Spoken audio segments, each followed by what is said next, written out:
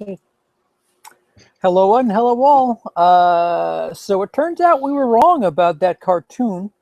Um, I am CP here, and I'm joined, as always, evidently, by Peter. Peter, go ahead and say hello to everybody. Hey, everybody. Short and sweet. At least I didn't cut you off this time.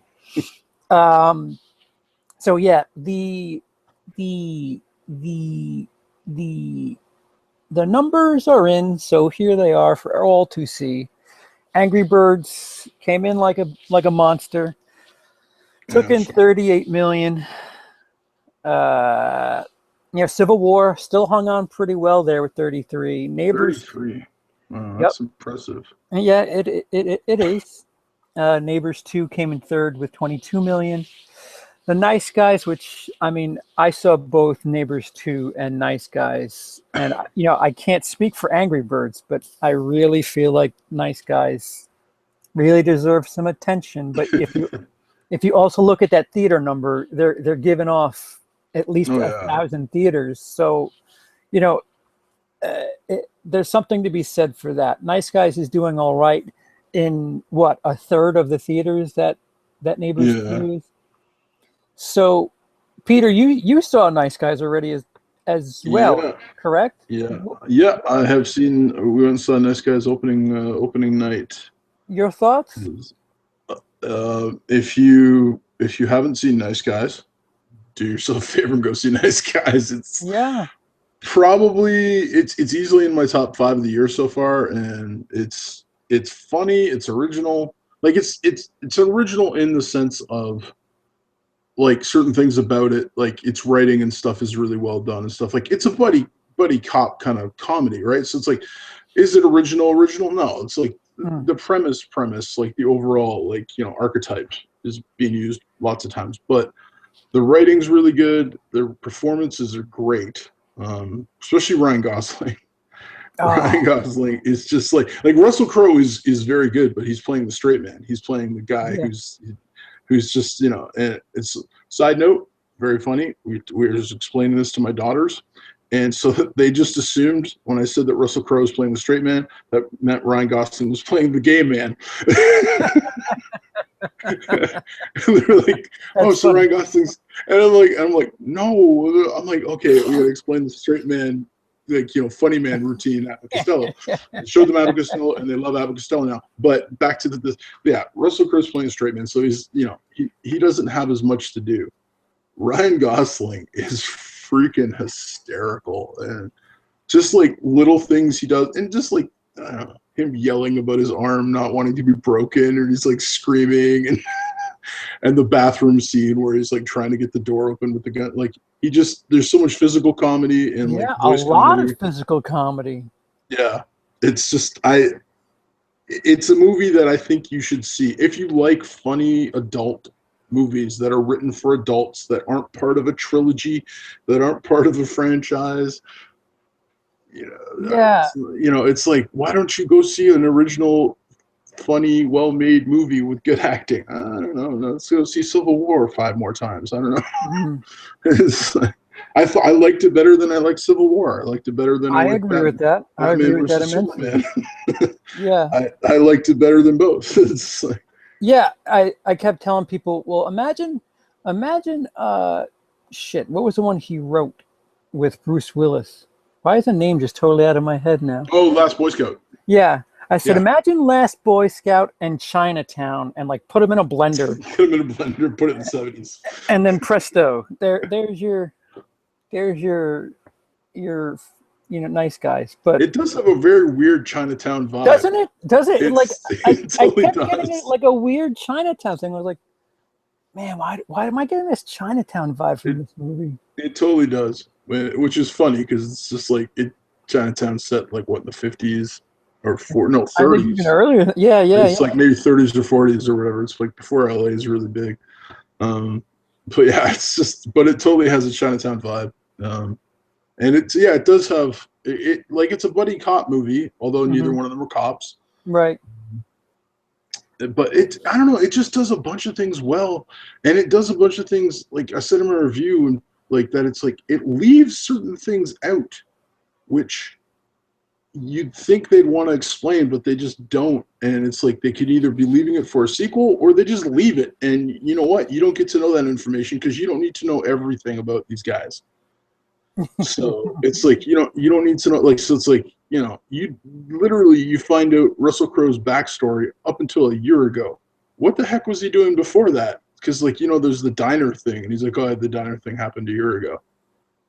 Well, it's like, okay, so it's like that changed his life some way. It's like, but other than that, it's like, why? Huh. Like, you don't find out anything about, like, his past. It's like, how did he become a tough guy? Nothing. He's just there, and you just fully accept it, and you just go, oh, okay, it's like, and like a lot of the stuff with Ryan Gosling, like, you do find out what happened to his house, kind of, but they don't go into great detail. They don't talk about, like, it's like, it's just very quickly, and it's just like, but he's like, oh, we're rebuilding it, but, like, she's sitting in the parking lot, in the lot of the house, and it's like where the house used to be, reading her books and stuff. They do that a couple of times. Yeah. Like in the beginning when Russell Crowe, the girl is paying him or whatever, Yeah. and she shorts him by like $7 or something. $7. And he's like, you're missing $7. She's like, oh,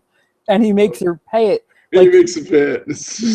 It makes you think there's going to be some sort of payoff to that, but it just kind of, oh, okay. Like, that was him being a dick, I guess. Like, I don't know what it was, but it was one of the biggest things I thought was going to pay off, and didn't, but I was, again, fine with it, was that if you haven't seen the film, I'm not really giving anything away. There's a character that he has a fight with. Russell Crowe has a fight with. And Russell Crowe lets him live, and the guy says, like, he's like, I'll never see you again, right? And he's like, I'm going away. And he's like, where are you going? And he's like, I'm going to Michigan. But then he shows up later in the film. But Russell Crowe never fights him in the film. So, like, there is that payoff that Russell Crowe's going to kill him if he ever sees him again. Never comes. Yeah. But I'm totally fine with it. But it's just because it was like, oh, wow. So he stuck around. It's like, but they don't pay that, because you think, oh, they're going to pay that off with later Russell Crowe's going to bump into him. It's going to be a big fight and all that stuff. But no, they totally bypass that and go the other route with it. So, which, like, again, you're assuming if it's a paint by numbers thing that would happen, right? Like, he would run into that guy again. Yeah, but they just go the other direction and be like, yeah, okay, so. It was really like refreshing. Like, even though like if you step out of the movie and like try to describe it, you're like, oh, Lethal Weapon. Oh, Rush Hour. Oh, but it's really not. It's just, it sounds a lot more boring and familiar than it is. Yeah. And it's funny, like, in my review, I tried so little to describe it, because I'm like, okay, it's with two guys. One's kind of a detective, one's kind of a strong arm guy, and they're basically looking for a girl, and there's, like, the adult industry and the auto industry, and it's set in Los Angeles. And that's all I can really tell you, because it's like, if you try and get into specifics, you'll be going on for quite a while, because it's like everything is so intertwined, and like there's so much stuff that's happening, and it's just like, no, it's way easier just to leave it at the bare bones of the story. This is like, they're looking for a girl named Amelia in a yellow dress. That's all you need to know. Right.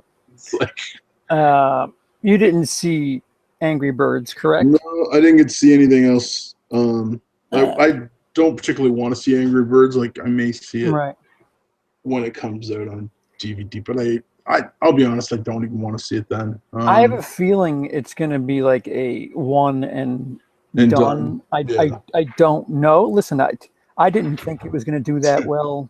I thought it was going to hit around 20, but it hit like 40. 38, yeah. I don't know. I did see Neighbors too. Yeah, it was that good. What's funny is they're not talking about it, and they cover, not like head on and not purposely, but they really kind of skate around the current feminism issue with a couple of things. With I guess apparently sororities, they're not allowed to have parties. Yeah, apparently. Yeah, so frats are, but sororities are not. Right. So they go through all these little things that they create their own sorority in the house that the old frat was in across from Yeah. Seth Rogen and his wife, and they're pregnant with another one, so they want to move out to a bigger house, and blah blah blah.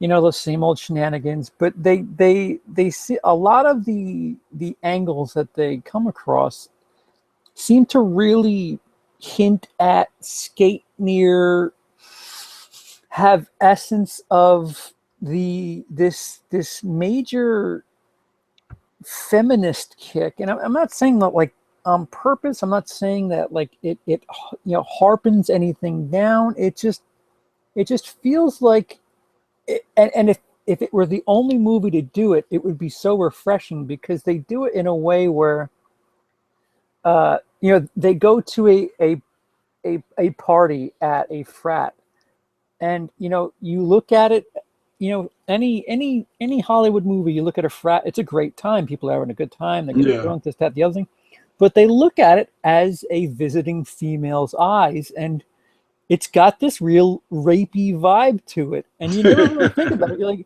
yeah, actually, wait a minute. If you're the targeted girl to sleep with, it's not really a really fun thing if you're sober. Yeah. And so they do a really unique, not like shove it down your throat way to do it, and it was kind of neat.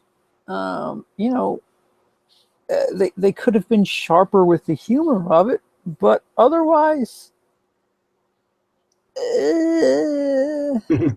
Nice Guys is out.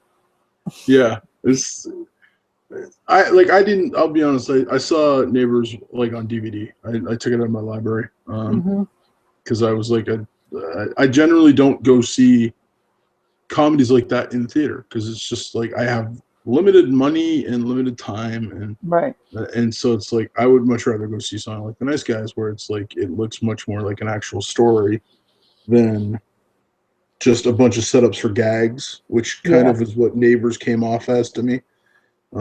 Which I'm not going to say it didn't make me chuckle, but it was like it kind of did what it was supposed to do, but it wasn't like, oh, like this is incredible, It's like it was just like, oh, yeah, that's funny, oh, that's funny, yeah, it's like, yeah. But so the sequel, it's like, oh, okay, like it doesn't look like anything that I need to run out and see. Yeah, and it isn't. Never mind that. A sequel that's being released in May is just like, wow, you got balls, man. Like, wow. Yeah, it's weird timing, and I don't know. It's just, I guess the first one made enough money that they're just like, hey, it's like that was the funny thing my wife was talking to me about, and she's like, yeah, maybe in the sequel to Nice Guys, and I'm like, honey, I don't think there's gonna be a sequel to Nice Guys because the money, like it made $11 million. I'm like, I want there to be a sequel to Nice Guys. I would go see a sequel to Nice Guys. I would I'd gladly pay money to see a sequel, but with that much, I'm sure what the film cost to make and what it's going to bring in, like I'm sure it'll make its budget back and all that kind of stuff, but it's not going to light the world on fire. You referring Neighbors or Nice Guys? Nice Guys. Like making 11 million its opening weekend, it's like I think easily, like by the time it's all said and done and they put it on Blu-ray and all that stuff, it's not going to lose money by any stretch, but it's not going to make enough money to they're like, hey, this is worth dumping another 40 million into to make a sequel. Yeah, I would love to see something like The Nice Guys. I would have loved to have seen it as like some sort of March release. Yeah. Where like, every now and again you get those March releases where you're like, holy shit, that was fucking incredible. Thank God they released this now. Yeah. You just get the feeling that, it's going to struggle to hit like 40 million, and it's never going to see the top 3. No. I don't think, sadly, I don't think it's going to. No, you got two heavy hitters coming up in X-Men and Alice with Looking Glass. And And then after that, you have wait. I have a thingy made up for that. Hold on. Let me share with the group. The king of graphics. So Oh, this geez. upcoming week you have X-Men and Alice in the Looking Glass. The week after that, you have Ninja Turtles and Me Before You, which apparently is some sort of rom-commy. I don't know. And then the week after that, Warcraft and Now You See Me Too. Like, Nice Guys is going to get buried. Yeah, like next weekend, it's going to be X-Men and then Alice, and then probably Civil War will be number 3 again. Like it'll stick around. Yeah.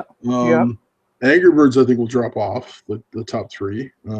I would imagine. Nice Guys will end up in like 6th or 7th, which is it's painful because it's like, hey, listen, they made a movie that's like fairly original, funny, well made, good acting.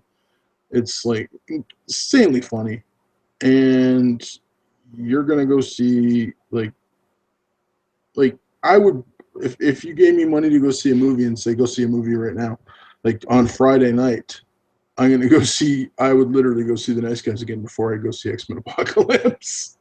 Yeah, but people aren't going to. People are. It's gonna stay 3 weeks in the theaters and then be gone. And that saddens me immensely because it's like in a summer of spandex and sequels and just like, because like look, it's like, so it's like the next, so you got 6 movies there. Out of those, 1, 2, 4 of them are sequels. Yeah. And 2 of them, like one of them's a video game movie, and then I don't know what Me Before You is. So right. So it's like literally there were 4 sequels coming out, and like 1 is a comic book, or 2 are comic book movies technically. Yeah, and if I'm going on the case that perhaps Me Before You is not a novel or something. Yeah. Of those 6 movies coming out, 5 are adapted from something. Yeah. Yeah. Like, what the fuck? So it's just like it's like I said, it's probably gonna end up 5 or 6 this weekend. And then that'll be it. That'll be it. Like it'll be in some theaters the 3rd weekend, and then it'll be gone. And yeah, if it makes 40 million in its total run, I'll be shocked. At least in North America. If you think about it, 11 right now in 4th place. Yeah. 40 million sounds hard. What did Jungle Book make? It made 11 as well. It made 10.9 or something like that. Yeah, but that's been out for how many weeks now? Yeah. It's sad that that's been out for that many weeks, and like, you know, it's still gonna, like, it almost beat freaking Nice Guys. Nice Guys was almost 5th. Yeah, wait, let me get you Jungle Book. Jungle Book. Holy crap. Jungle Book, like, Jungle Book, Jungle Book, Jungle Book, Jungle Book. Jungle Book's been out for like at least.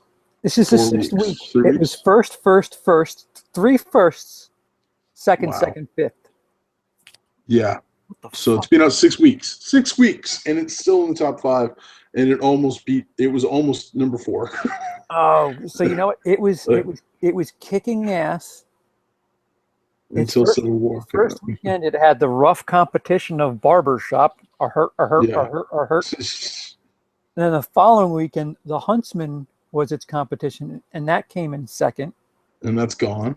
Right. So Jungle Book won 1, 2. Now week 3, oh wow, Keanu was the new movie, and it came in 3rd place.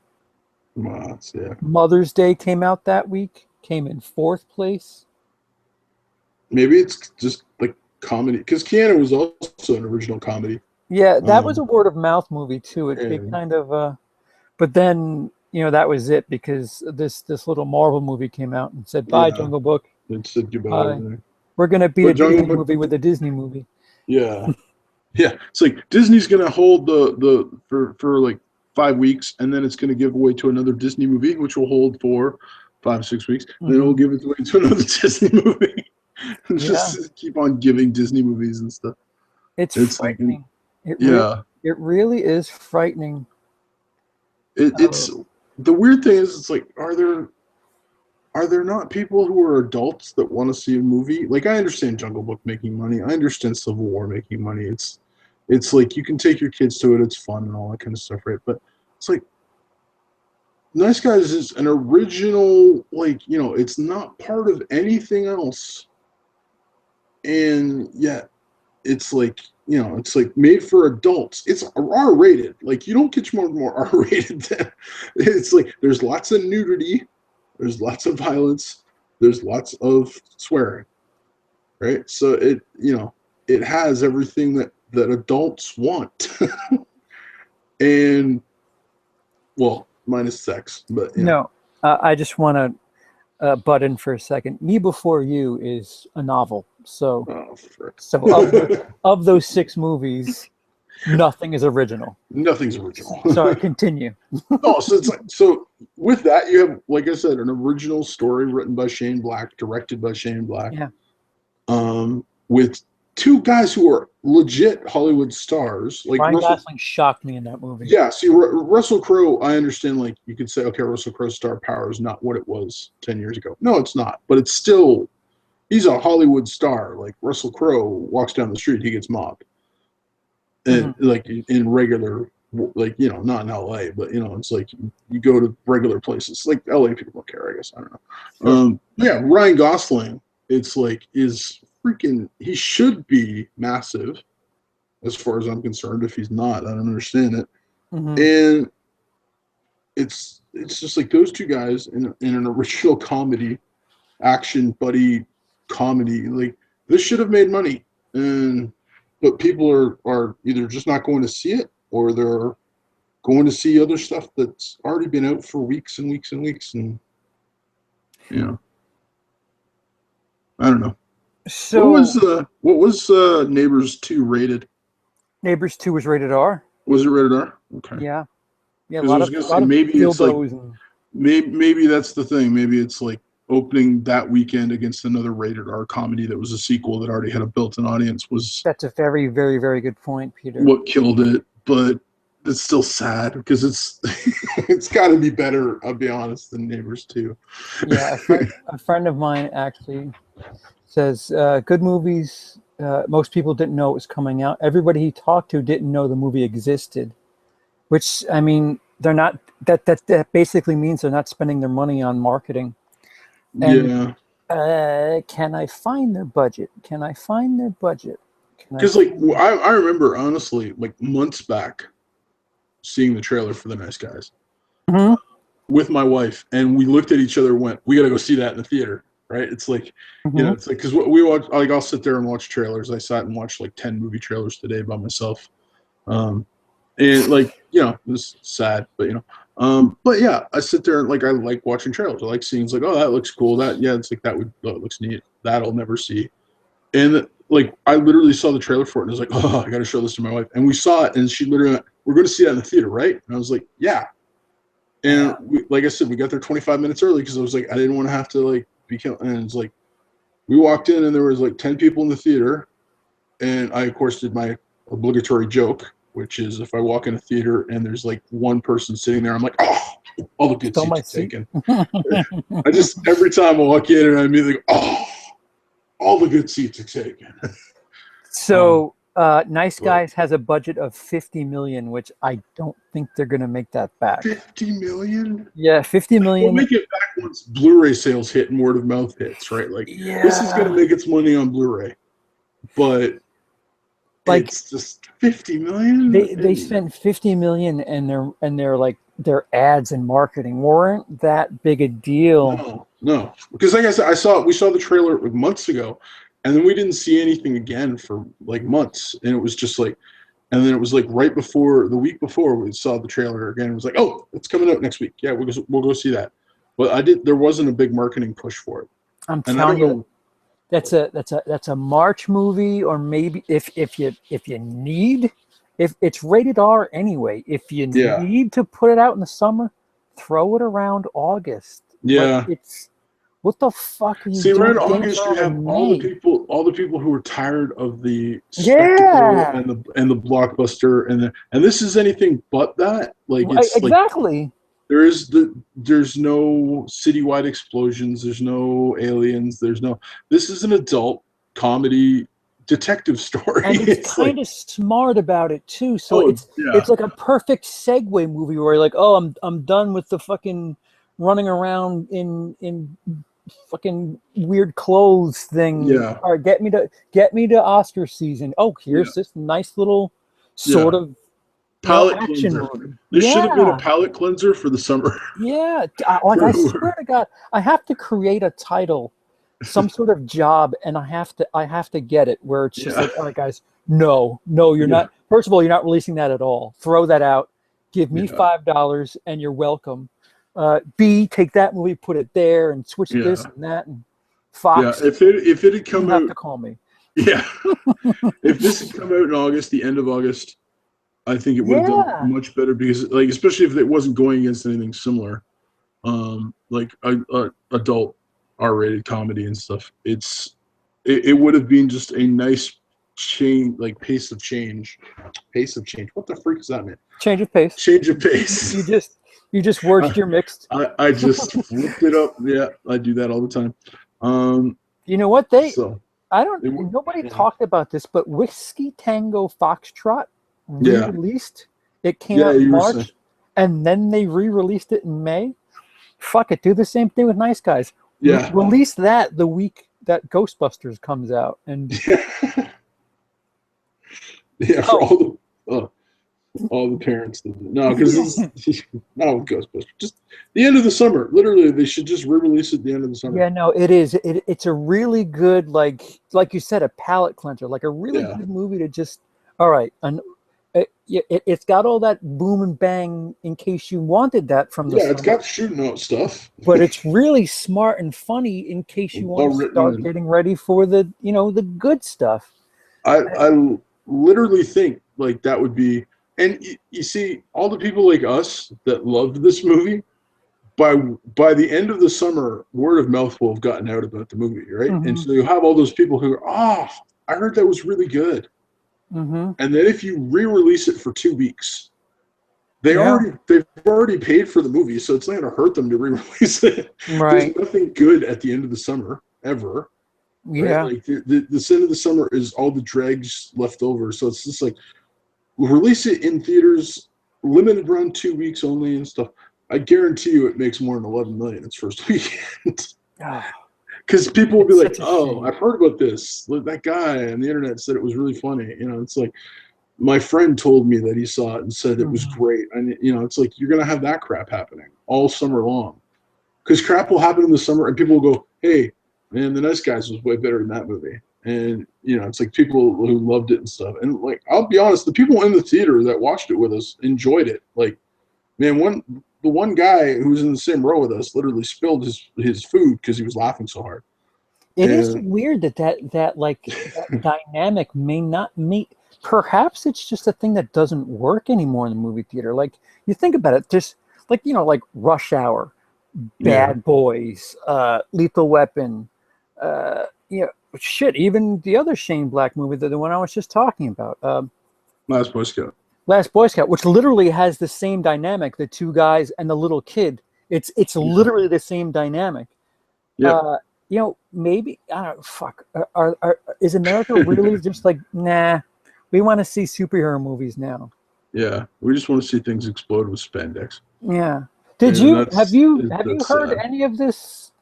How into the turmoil and bloodshed and just vitriol that's being spread for Ghostbusters and people who are standing against it and the like. Do you know the story about this angry video game nerd? Oh, the guy who said he's not going to watch the movie no matter what? Yeah, I heard about that. I heard him talking. What are your thoughts? I don't like. He has every right to say that, right? Like there's movies I watch trailers for, and immediately go, nope, no interest in watching that, right?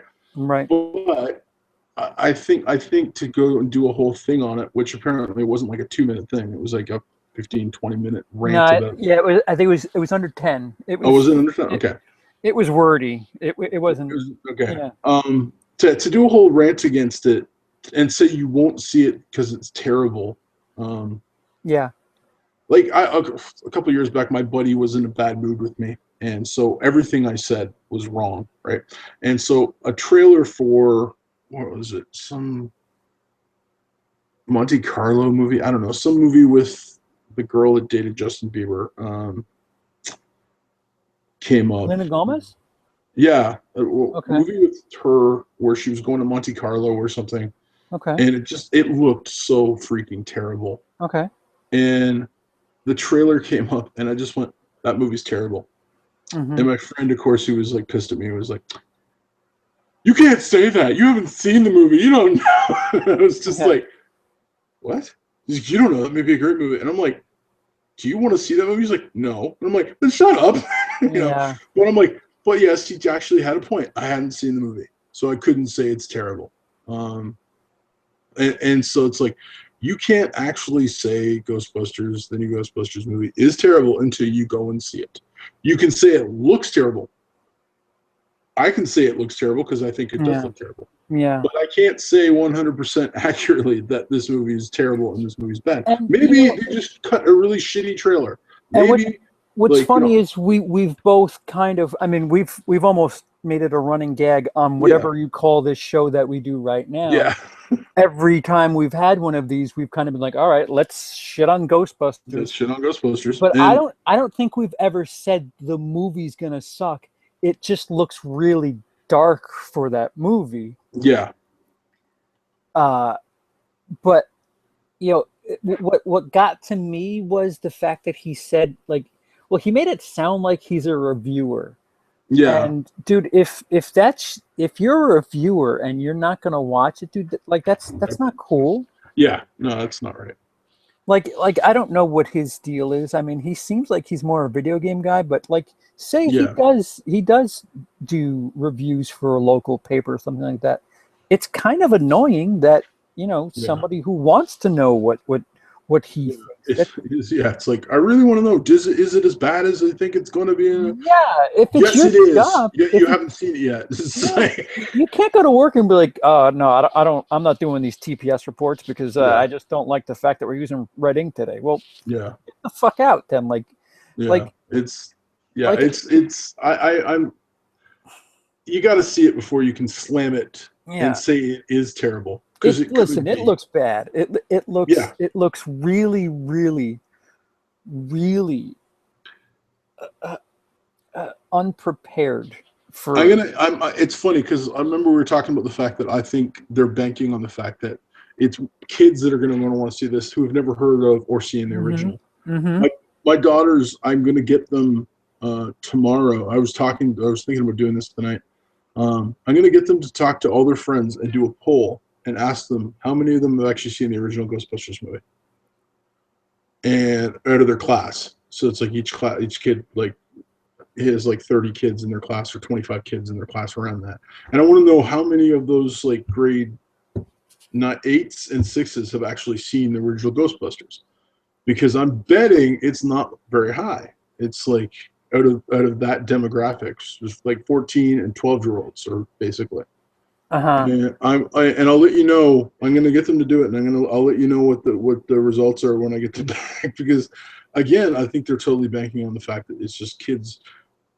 I think they realized they didn't have something that was good that adults were going to like, so let's gear it towards kids and just hope for the best, and kids will make their parent, because kids do, like, Jungle Book has made that much money and was number one for that long because kids wanted to see it. I guarantee you there weren't that many adults on week 4 or 5 who were like, okay, let's go see Jungle Book again Right. Right. without the kids. It's like, oh, honey, do you want to go see Jungle Book?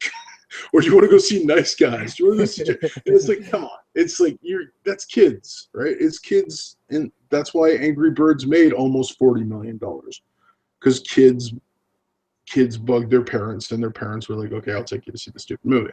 Yeah. Yeah. So It's just like, if that's what they're banking on, the fact that, and they're just like, you know what, there's nothing we could do with what we wanted to do that are going to appease the original fans, because at this point they were going to be pissed off if we tried this, they're going to be pissed off. We tried this, they're going to be pissed off. We try this, they're pissed off. So let's just screw it. Let's just aim at the kids. Wait a second. Okay. Caleb, do you have a minute to chat? He says he saw Angry Birds and he walked out. Oh, really? I'm really intrigued to know if he can talk, because if he can, that would give us a full spectrum here. Again, my nephew saw it. My nephew's 15. My nephew has no taste in movies, and he loved it. God bless him. He's like, I love the kid, but he's got no like, he sees whatever movie I show him, he'll like, unless he doesn't understand it. Like, if you show him anything with bright colors and stuff blowing up or whatever, he's gonna enjoy it. You know, it's like with funny humor. It's just there's no thought there. I forget how horrific the delay is on this. I always forget. I must have mine set to like a full minute delay, because really? Either that or he left already. Yeah, he's like, screw this, I'm not. Yeah. Guys. What I was going to talk about before we got into whatever. Well, the social justice warriors, this whole feminist thing. I really like. I don't like that becomes some sort of like shield for some movies. They were doing it with Star Wars for a little bit, and it actually like drew some sort of like some of the videos that I kind of mock. Yeah. They attack on the fact that Rey is this all perfect person that she's the Mary Jane, or not? Mary Sue. Mary Sue, right. Mary Jane is a complete different thing. Different activity. It's a completely different thing. That's all purpose, apparently. I don't know. He can't talk at the moment because he's just about to dinner. But I was so pissed off with it. That's interesting. Miles, if you can, just give me some sort of summary. Like, was it just bad jokes? Was the story no good? If you could just summarize it in some sort of, I don't know, whatever. Is it like Twitter 140? And there's a penis from Majin 86. I guess squirting. It's a squirting penis. Does Majin 86 want to talk? Apparently, I need a mic. So many things I want to say. Yeah, that's my friend. Okay. He's fine. I think he's a little drunk. That or just like strong penises squirting. Yeah. Funny. So. This thing now, which and fucking Paul Feig, have you seen his Twitter at all, or some of the things he says?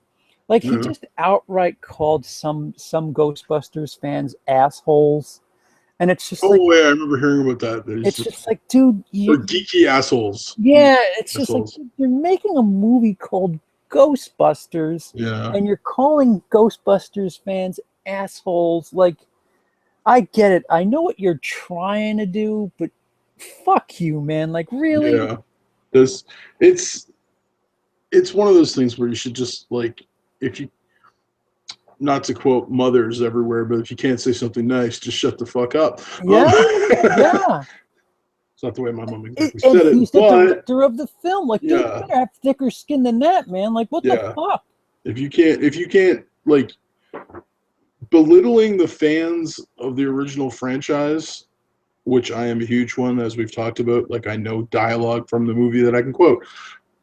It's like belittling, and like, do I care that he said that to me? No. It's like, I still have the original to watch whenever I want. Listen. But, if Ben Affleck can survive through Daredevil and Batman versus Superman and still not say fuck all of you, and Geely and whatever else you want to fucking throw in that pile, then Paul Feig really needs to shut the fuck up, because seriously, it's one movie, it's kind of a big deal, and you're kind of going, because he's taking it as, oh, they're all angry because I have all girls. Well, so what? Oh, okay, here we go. The main bird said, "Pluck my life." I walked out as soon as he said that. Oh, Lindsay was talking about this. Lindsay, my 2 cents of nonsense. yeah. Okay. And he was, I think it was either, I can't remember if it was his actual review or whatever, but he was saying how, no, I think it was on Facebook. He put like, it has, in the first like few moments, it has the main character allowing a kid to die. In Angry Birds. Yeah, in Angry Birds. So it's like the red bird apparently lets a kid die in the first few moments of the film. And then midway through the film, they make like an incest joke. And like, I've heard that there has been a lot of adult humor in it where it's like there's gonna be a whole lot of clucking tonight, things like it's like stuff like that where it's just like, yeah, this is a kids movie, guys. What are you doing? There's lines like, what was it, Shrek? They got really close to the line sometimes. Yeah. Sometimes, I mean, I really need to go back and watch, because I remember there was a couple of times where I was watching Shrek and I was like, man, that was pretty fucking close. Yeah, that was really close. Whatever the innuendo was there, that was. Yes, Sausage Party does look great, but that's aimed at adults, outright. Which is funny though. My daughters, we were looking at watching trailers, and they go, "What's the Sausage Party?" And we're just like, and the trailer said, suitable for all audiences. So I'm like, the trailer was, yeah. Do you really want to see it? And they go, well, what's a sausage party? So we explained actually what it's, and they're like, ew, why would you? Oh, why did he kill a baby, Miles? He said yes, he killed a baby. Absolute stupidness. Okay, so it's like, because he talked. I remember Lindsay just putting a thing on Twitter or Facebook about it, and I was just like, okay, so I asked my nephew. I said, so did the main character kill a baby bird in the first like couple minutes? And he went, what? I don't remember. And so again, okay, it's like one of those things where I'm just like, okay, it's like, yeah. You like the film because you like the film. It's like, yeah. I mean, first of all, like the premise of the game is like you shoot a bird at like a standing tower. A tower that has pigs in it that have stolen your eggs. Like that's the whole premise of the original game. They're angry because their eggs were stolen. I mean, I would possibly get it maybe 3 years ago, like capitalize on that. Yeah, like I've said before, man, my wife played that game incessantly. Like she flipping, like I played it for a little while, and then the minute she kind of took over, it was just like, there's no point in playing it because she's way better at it than I am, and she's more obsessed with it than I am. So I just stopped. And then they started doing like Angry Birds everything. So it was Angry Birds Star Wars, Angry Birds, like literally everything they could think of to throw in there, they're throwing in there. But yeah, I think 4 years ago, this like would have made more sense at least. Sure. Because it would have been current. Same as they were talking about Warcraft. Warcraft a couple years ago had 11 million players or something like that. Now it has less than 5. So five or 500 or 5 million? 5 million. Apparently 5. Well, apparently they've actually stopped. 5 players. Yeah, there's 5 super geeks out there just like, no, shut up. No, apparently it's got less than 5 million players now. Hold on. He landed on an egg and squashed it, and he said it was a boy. Yeah, that's killing. That's pretty horrific. That's killing a kid technically. He said it was a boy. That's sensitive for like, moms who maybe had missed listen. I don't know. I mean, people are afraid to talk about suicide around me, and it's not. It all depends. It's just like, do you need it? Do you need that in your kids' movie? Like,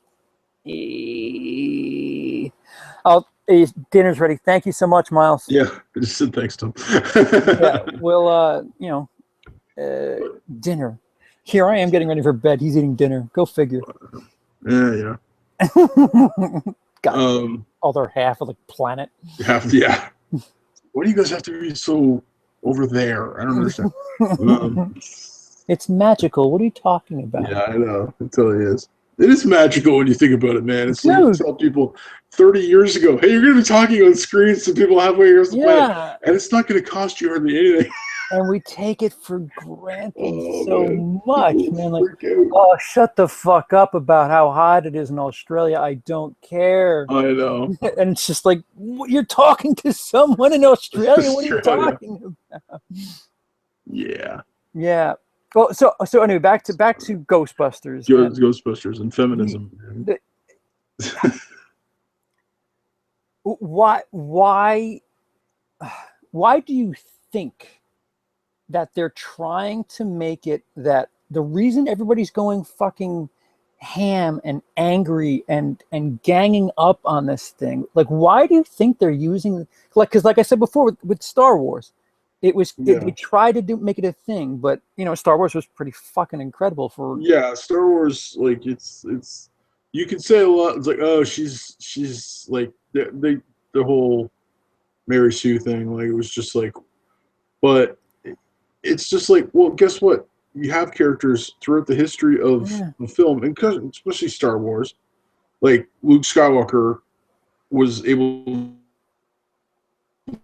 to do everything, shoot like something through 8 meters long. He was able to do all that crap. So why can't like it? What if they said the same if it being a guy is the thing? And if no one would complain that a guy was doing all that crap, why do you have to complain that the girl's doing all that crap? Right. And no one would have said jack crap if that would have been a dude. They're just he's good. But why are they trying to use it as like the excuse? It almost seems like they're like, well, it's a perfectly fine movie, but since you guys keep talking about it sucking, it's got to be because it's the four for women. Ghostbusters is for the girls. I think like I'm sure there are some people who take that very seriously, and I mean, I get it, but and another thing, like, listen, I've said it a million times that a character is a character. I don't care if it's a guy, if it's a girl, if it's an alien, if it's a robot, if it's a fucking a walking penis. If the character is good, the character is good. But there does appear to be this thing where they're just like, make it a girl, make it a girl, make it a girl, make it a girl. And I'm all right with that, but don't be so upfront and like forcible with it. Like, make the character good and then make it a girl. Don't think about the sex first. Think about the character first. I mean, am I wrong? Like, no, it's go ahead. Like Ripley in Aliens was written to be a man's character, and when Sigourney Weaver read for things, she read for a different character, but they're kind of like, well, I like her for Ripley, but Ripley's a guy. I was like, can't we just change it to a girl? It's like, it's the character we really care about. It's not so much the gender, and that gave us one of the strongest female leads in movie history, right? It's just, it'd be nice if they, like, I understand you have to have gender roles, right? You can't get away from gender roles to the degree of like, oh, it's like, no, it's like, let's make everyone in the movie a woman. Okay, it doesn't make sense, but okay, but it's like there's got to be a dude around somewhere, even It's like that be taking it to extremes. I making it all women, I think I'll be honest, was a bit of a gimmick. The idea that it's going to be all women this time, and possibly it was like they're like, oh, we don't want to copy the first Ghostbusters, so let's just take it to the women. Let's make it women instead of men. And I don't have a problem with that because what's weird is the one name I was afraid of, who was Melissa McCarthy. Yeah. And so far, she seems the least like anything we've seen of her before. Yeah. But yeah. Kristen she Wiig, seems to tamed down. Yeah. Kristen Wiig, that scene where she's pulling on the table seems like a lot of shit we've seen from her. And I don't remember I always forget the black girl's name. Yeah, I never knew her name, so I was gonna say it's like I've never known her name because I don't know her and the other girl's name because I don't know Right. them. And she's playing the role of stereotypical loud black girl. And it's just, again, like, don't fucking fill the stereotypes. Do the character right. Have a good role, and you'll have, like, here's the thing, right? I was thinking about this. I'm like, let's recast this movie right now as men. Okay. So Melissa McCarthy's character is now Jack Black. And the black lady who I do not know is will make her what's his name? Kevin Hart. Okay. We'll make him Kevin Hart. And then okay, where are the other two? That's just choose some other younger, kind of funnier actors. We'll take Neighbors 2 and put him in there. So Seth Rogen is one of them. And who else is James Franco? If you're gonna have Seth Rogen, might as well have James Franco in there. There you go. Right. Now take those 4 guys, give them the exact same script, exact same trailer, just them saying the lines. Yep. And I fucking hate it. Oh yeah. Oh yeah. Give them everything identical. Oh yeah. Except the and fact you know that damn well. I hate it. Falling on the floor scene is still going to be Kevin Hart because it's still going to be Kevin Hart. You know, it's like because Kevin Hart is like I'll be honest, I haven't seen a ton of Kevin Hart movies. No, I've seen a few, and my daughters, and actually I do want to see that Central Intelligence movie. It kind of looks funny with The Rock, but it's just like take those 4 guys, and I think they're all like I think all 4 of those guys are talented actors. But put them and give them the identical lines. Everything's identical. And they're bad jokes. And I hate it. It's just as much, and it has nothing to do with gender. It's like, so if you do that and you're like, no, I still hate it. I hate well then, it is what it is. It's a badly written movie that we can tell. Again, haven't seen the movie yet, so maybe those jokes, the way they're worked into the script, work great when they're not in a 2-minute trailer. Who knows? I can't say that until I see the movie. I'm betting it's probably going to be not good, but again, I'm still the movie. It's like to go see it. So it's like the people who are like, oh, it's a feminist thing, or who are against it because it's a feminist thing. Like I think part of like some people are using it as a talking point where they're like, oh, you shouldn't go see this movie because, or the other people, you should go see this because you should support women actors and comedians. Yeah, I don't that what freaks me out. I don't like that. I don't like that talk. I think you should go see it because it looks like a good movie. Yeah, if you want to see it, go see it. Yeah, I didn't go see Mad Max Fury Road because it had a strong female character in it. Right. I went and saw it because it looked like a freaking good movie. By their logic, I was against robots when I saw the Terminator Genesis trailer. Yeah. Because I was turned off thoroughly by what they were showing us in that trailer. First of all, way too much. Well, oh yeah, they gave way too much. And secondly, it just started looking worse and worse. Yeah. And guess what? I was there opening night. And another thing, I kind of consider myself a reviewer. Meanwhile, it's when I go, I'm out of pocket. Oh yeah. For this stuff, so I'm not really a reviewer per se. So. Well, you're a reviewer. You're just not a professional one where you get paid to do it yet. Right. I mean, listen, I get passes every now and again, but I'm definitely in the red as far as the long con is concerned. Well, yeah, it's like Jeremy Johns did a Q&A, and one person said, "How much do you spend a month on movies?" And he was like, "Don't hate me." He's like, I spend around $15 every 3 months. Yeah. Because he gets passes to everything because he's the most popular reviewer on YouTube. He's got 1 million subscribers. So it's like every movie wants him to review their movie, so they're going to give him free passes. And when he went and saw, I remember him saying he saw Keanu. He saw it in a theater with 5 other people. Dude. So it's like, he gets free passes. Yes, I get that because it's like I have 400 subscribers. Yeah. Why would they give me free passes? I totally understand because I don't have the it's like Paramount sent me a Blu-ray of The Big Short like 5 days early, oh really? and I felt like they covered me in gold, man. They're like the Yeah. so my friend who likes to draw penises in the chat room actually has a couple of intelligent things to say out of the chat room, which is I don't understand. Okay. So he said there's been a ton of space movies since Star Wars. When's the last ghost comedy? He's not trying to recreate, but there hasn't been a paranormal comedy in a long time, Mm-hmm. which I agree. Yep.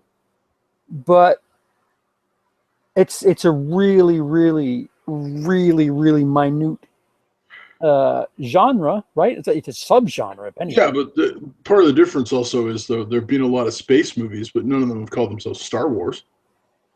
Right? Like none of them have used the name and the premise of Star Wars. So it's like you have Star Trek, you have Starship Troopers, Oh, you have none of them have actually taken the name Star Wars and been wait, like Haunted Mansion? You could probably consider that, right? The Eddie Murphy movie? I don't know, did they try and catch ghosts in that movie? I didn't see it. There's that. Would you consider Casper?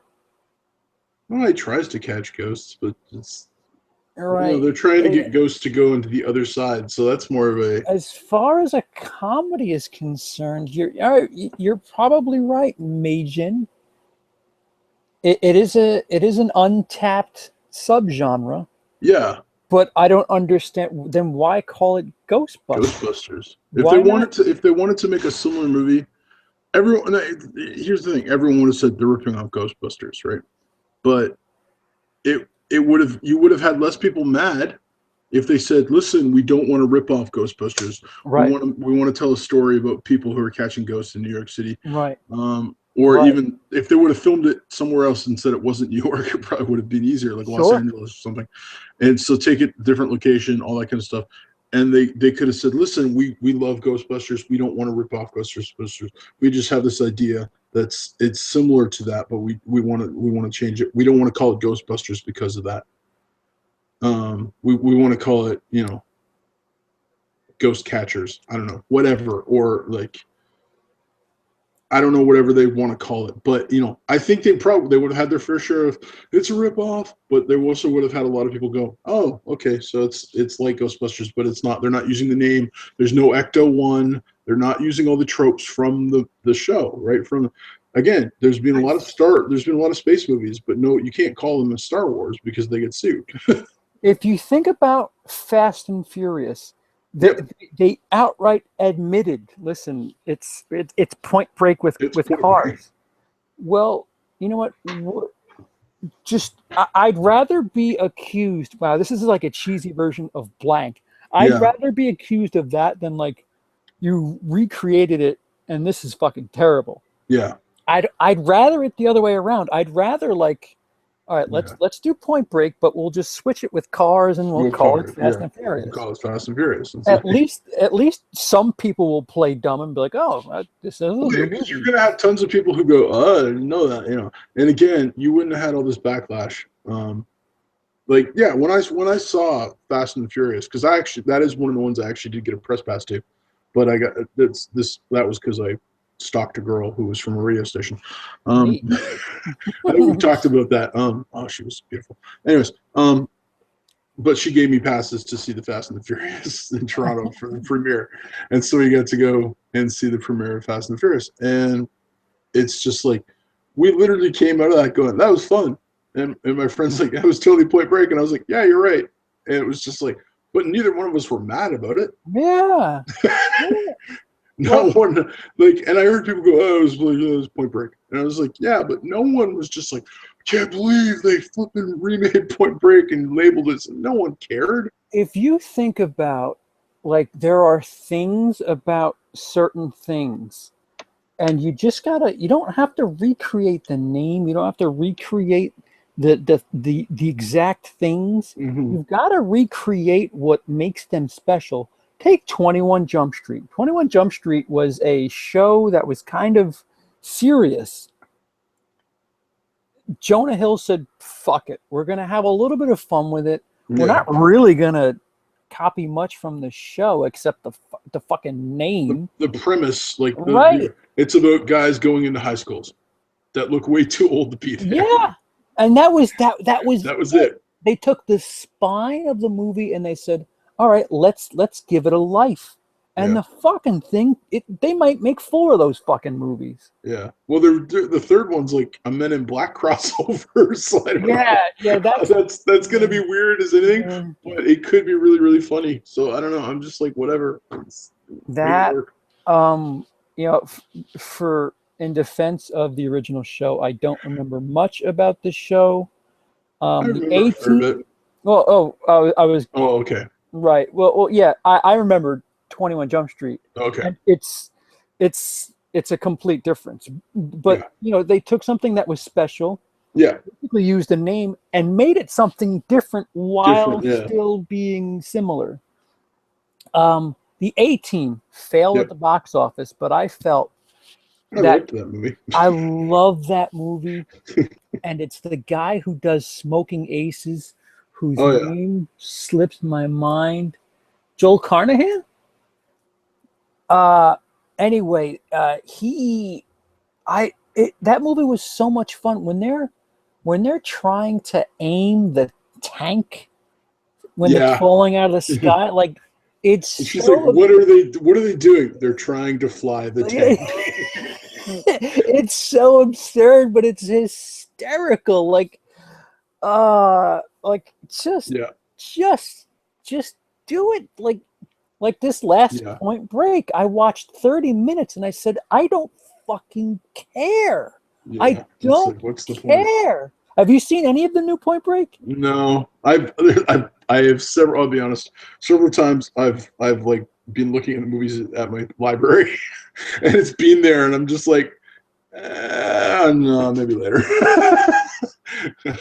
Dude, Every time I've just been like, no, look, they get this one. That's right. I'd have to be like on an airplane where I'm flying for like 8 hours. By the way, I don't fly at all.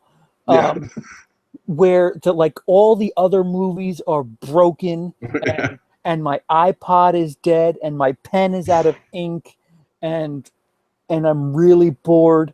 That's how I'd have to watch the rest of that movie. It's nothing. Yeah. Why call it Point Break? Yeah. Where you get the feeling here, Ghostbusters,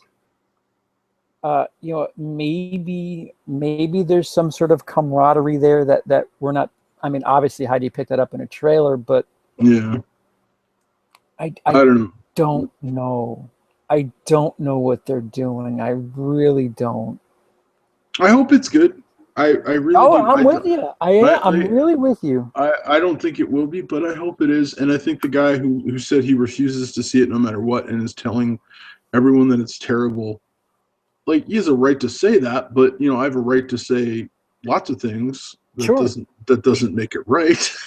And if you're going to call yourself a critic, if you're going to call yourself a reviewer, you gotta be able to watch the thing and sit there. Like, I will never tell you that I'm gonna there's certain movies I will not watch, right? Yeah. I one of which is and I've told you this is Human Centipede. Won't watch it. We'll never watch that movie. Am I telling you it's a bad movie? No, I can't say that because I haven't seen the movie. Never gonna see the movie, but I can't tell you it's a bad movie because I have no clue if it's a bad movie or if it's made bad or whatever. I can't tell you that. But I can tell you I'm never going to see the movie. But it's like, I can't tell you how good or bad it is. It's that simple. So I can't tell you how good or bad Ghostbusters is going to be. What I am. What's up, Patrick? What I am is I'm severely worried for it. Good, bad, or indifferent, the hatred, the vitriol, the heat that is on it right now. and I wish I had, a card made for you, but I know what comes out the week before. Yeah. So let's just pretend that what we're staring at here is actually July. So Yeah. Angry Birds replaced that with Ghostbusters. The first week of July is Secret Life of Pets. Secret Life of Pets, which looks like it's going to be a fucking monster. Then you have Ghostbusters the following week. Is anything coming out the same day? As Ghostbusters? Yeah. Something's got to be coming out. If you I have can't remember something what to it was. talk about, I can find out. Nah, don't worry about it. Okay. It can't be that big. Yeah. The week after Ghostbusters is 2 movies. It's Ice Age 2 and Well, Ice Age 5, but what did I say, 2? Yeah. Ice Age 5 and shit, now I forgot what Star Trek. Yes, Star Trek. Star Trek Beyond. When you think about that and you look at The Nice Guys, which was well received by critics, that movie came in fucking 4th place. Yeah. And you look over to the right here, Nice Guys. You know what? You might have Warcraft still hanging around, or Ninja Turtles 2, or something stupid like that might still be hanging around. I don't think, if Ghostbusters is twice as good as they're expecting it to be, it's still in deep shit. Yeah. Like serious deep shit. Like let's say Secret Life of Pets first, and then first again. Yeah. Ghostbusters, what luckily comes in at second, its opening weekend. Yeah. And then the next weekend it's got Star Trek and freaking Ice Age. Which to be fair, Ice Age and Pets might kind of chew at each other. They will, but they'll also take away from Ghostbusters at the same time. It's right, very fair, especially if it's a family movie like we think it is. Yeah. I just, without having any sort of investment to that movie, I'm severely worried for that project. Yeah. And also now, I'm assuming did you see the Star Trek trailer? Yes. Yeah, like a lot of people have been saying, like they really liked the new trailer, the tone of it, and all that kind of stuff. Like there were people who were like, the first trailer had a Beastie Boys song, and people were like, it didn't seem like Star Trek, and like people seem to be back on board as, okay, this is Star Trek. It's like, this is, although the Enterprise looks like it gets destroyed, but it doesn't matter. It's still Star Trek, and you have, it looks much more cinematic in tone and all that kind of stuff. And, yeah, I think you have all that going for it. I just think Ghostbusters is going to get lost in the shuffle. I forgot. What? You're gonna. So, Ghostbusters is July 15th, right? Yeah. Independence Day 2 finishes out June. Okay. So that that's might still going to be hanging around.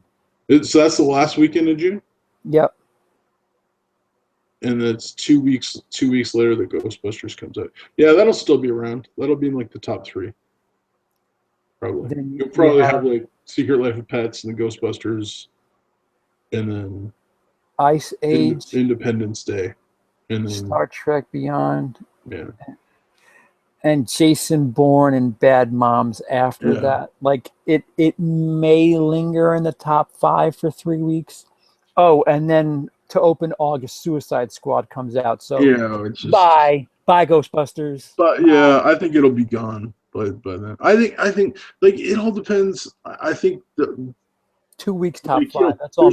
There's no, like, what they say, like there's no such thing as bad publicity. So people are talking about Ghostbusters. It's like, regardless of whether it's good or bad, they're talking about it. So there will be people who go see it purely out of curiosity. What bothers me is when everybody says, "Oh, you're just against it for the girls." They never say it looks good. It's always girls. You're just because it has females in it. Yeah, right. But are you planning on seeing it? No. Right. Okay, then shut up. It's like, That's why it's been so easy for me with the Star Wars idiots. I've just been like, oh yeah. all right, well, it's a masterpiece as far as Well, the way movies have been made. I see. It was funny. Like I think I've said this to you, but like a couple, like when you started making those videos, we were like in defense of Star Wars. And from what? I was like, is this a thing we need? It's like, who's got a problem with Star Wars? Like, Idiots. it's like Idiots. I understand the prequels. Yeah, go ahead. It's like Mhm. rip them to shreds all you want because like I do, but like I'm like who like I'll be honest. I don't think Star Wars was the best movie of last year. It wasn't in my top 10. It Yeah, was. I think it was very well made and very sure, enjoyable and tons of fun. sure, Like I think Ex Machina was better. I think sure. I think lots of movies are better, but it was still tons of fun and it was like really well made. Oh, and And I realize that too. yeah, I it's know going in, I know if I'm looking at a shelf of like what I would put in a top 20. yeah. There's going to be my shelf. I'm going to have a Jurassic World on its shelf, which I know goddamn well isn't a perfect film, Yeah, but for CP, yeah, oh God bless that movie. yeah, Oh, I could put that on at any time and have a blast. Same thing goes for Star Wars, and Star Wars even more so because shit, they do some stuff with the camera that oh yeah, tells you story that you don't need words for. They yeah, actually do some actual, cinematic shit in Star Wars. yeah, But I know damn well a movie like Ex Machina is better. yeah. Um, It's just Revenant. I know Revenant Revenant is is better. way better. Like I know that, but Yeah, for me, my yeah. taste, Oh it's yeah. So it's like, well, that's the thing. It's like that's what I have. Like I totally understand when someone says my favorite movie of the year is Star Wars, and I'm like, that's cool. And then they're like, it's also the best movie of the year, and I was like, okay, now we got issues because my favorite movie of all time is Serenity, and um I've yet to see that. I have it on the shelf. I haven't yet. and Braveheart. Those are my two Hmm. like tied for favorite movie of all time. I don't think any of them is the best movie of all time. I just don't. Yeah, But they're my yeah. favorite movie of all time, and so it's like I make a clear distinction between favorite and best, and like although sometimes I do think like you can be like sometimes like for me last year for me I thought my favorite movie and what I thought was the best movie of the year were the same, but that's just it's because it was The Hateful Eight and because I love Tarantino. Mm. So I I Revenant was right behind that. So Dude, Tarantino too. He just has this way of making movies where it's just yeah, like fucking guy's a surgeon, man. yeah, He he just totally knows is. how to make movies. And so I came away going, that was the best movie of the year. And I'm like, and then when I looked at it, I'm like, that was my favorite movie of the year. And I'm like, meanwhile, I think on my list I had Mad Max at 10, but I'm like, Mad Max was my second favorite movie of the year because it's like I just loved that movie. I thought it was really well, like and Star Wars would have been in my top 10 easily, like my favorite movies of the year. I thought it was really well made and stuff, right? It's just like people need to separate that and stuff like that. So it's like I don't know. My favorite movie of 15 wasn't even English. Wasn't even an American release. What was it? Wild Tales. Oh, really? Yeah, I saw that a little while ago. That's a Good crazy movie, movie. right? It's a crazy movie. It's That is that's fucking gonna dark, but it's I will hysterical. be amazed if that's not remade in Oh, America. And I don't want it to be. Don't get me wrong. I have no interest in it being remade. The oh. wedding thing in that movie is, or the two guys with the cars crashing, and The cars. You could see oh that. my lord, it just keeps on going, and you're just like, stop, just let it go. No, oh come on. Yeah, it's a crazy movie. It's a really really well made movie. Yeah, Um, it's a good time. It really is a good time. Oh, dark, dark, it's dark, very black dark. humor. Yeah, But yeah, that was my number one for 15 for yeah, 2015. yeah. No, But it's a good movie. it doesn't uh, it doesn't really like I mean I know that there are movies that are good Yeah, like I know that Spotlight is probably really really really really really really really good yeah. to a I lot haven't of seen that one people. yet. I just to me, if I could watch it, if I want to watch it again, it means something more to me. Yeah, Oh yeah, it's like there are movies I sooner I keep on in my head. There's like a list, and I got to put it down on paper sooner. But there's a list of movies that I'm like I've watched and I go, wow, they were really really well made. I never want to see that movie again. Like Requiem for a Dream. It's a really well made movie. I have no interest in ever seeing that movie again. Oddly enough, I could watch that a couple of times. Well, it doesn't like I totally understand other people like loving it. Like I know a few people that are just like, that's great. I've watched it 20 times. I'm like, wow. I'm like, I understand that. I can't. To me, I'm like, well made, well acted. I never want to see that again. Tinker Tailor Soldier Spy. I have that. And somebody asked me, what the fuck do you have this for? And I said, don't know. Don't know. Don't want to watch it. So yeah, it's like, I don't know. It was $5. Yeah, it's weird how that happens, but I don't think if Ghostbusters gets to be that. See, like Ghostbusters, if it's good, I think like when we're talking about like it being gone very fast, I think like the opening weekend, it's going to have a lot of people who are seeing it. It's going to have all the kids that want to see it. It's going to have the people who are curious. It's going to have the people who are haters that are watching it purely so they can go online and then trash it. And you know, it's like they don't care if you trash it if you've given them their money. But if it's good, then I think like if it actually like we're all like, oh, holy crap, man, it was good. I enjoyed it. It's like not great, but you know, it's fairly enjoyable. If I come away like that from it, I think it could last 3 or 4 weeks in the top 5 without too much trouble. But if it comes away and it's exactly what we think it is from the trailers, I think within 3 weeks it'll be gone in the top 5, and it'll be one of those things that we talk about of, yeah, do you remember, Fan Four Stick? It's like, remember, it's like, and the weird thing is it's kind of a pity that if this is a whole feminist thing where they're putting all their eggs in this basket, I'm like, this is not the basket you wanted to put all your eggs in if you were hoping for strong female empowerment. And it's like, and it's not because like, it's just, again, you take that same exact script and give it to those 4 guys I mentioned, and I hate the comedy just the same. It's like it had nothing to do with them being women, because none of the jokes are feminine that I've heard. Oh yeah, no. That when you think about it, none of the jokes are like, oh, like how is like, does the ghost think I'm sexy? No, none of them are. Nothing is feminine in its joke.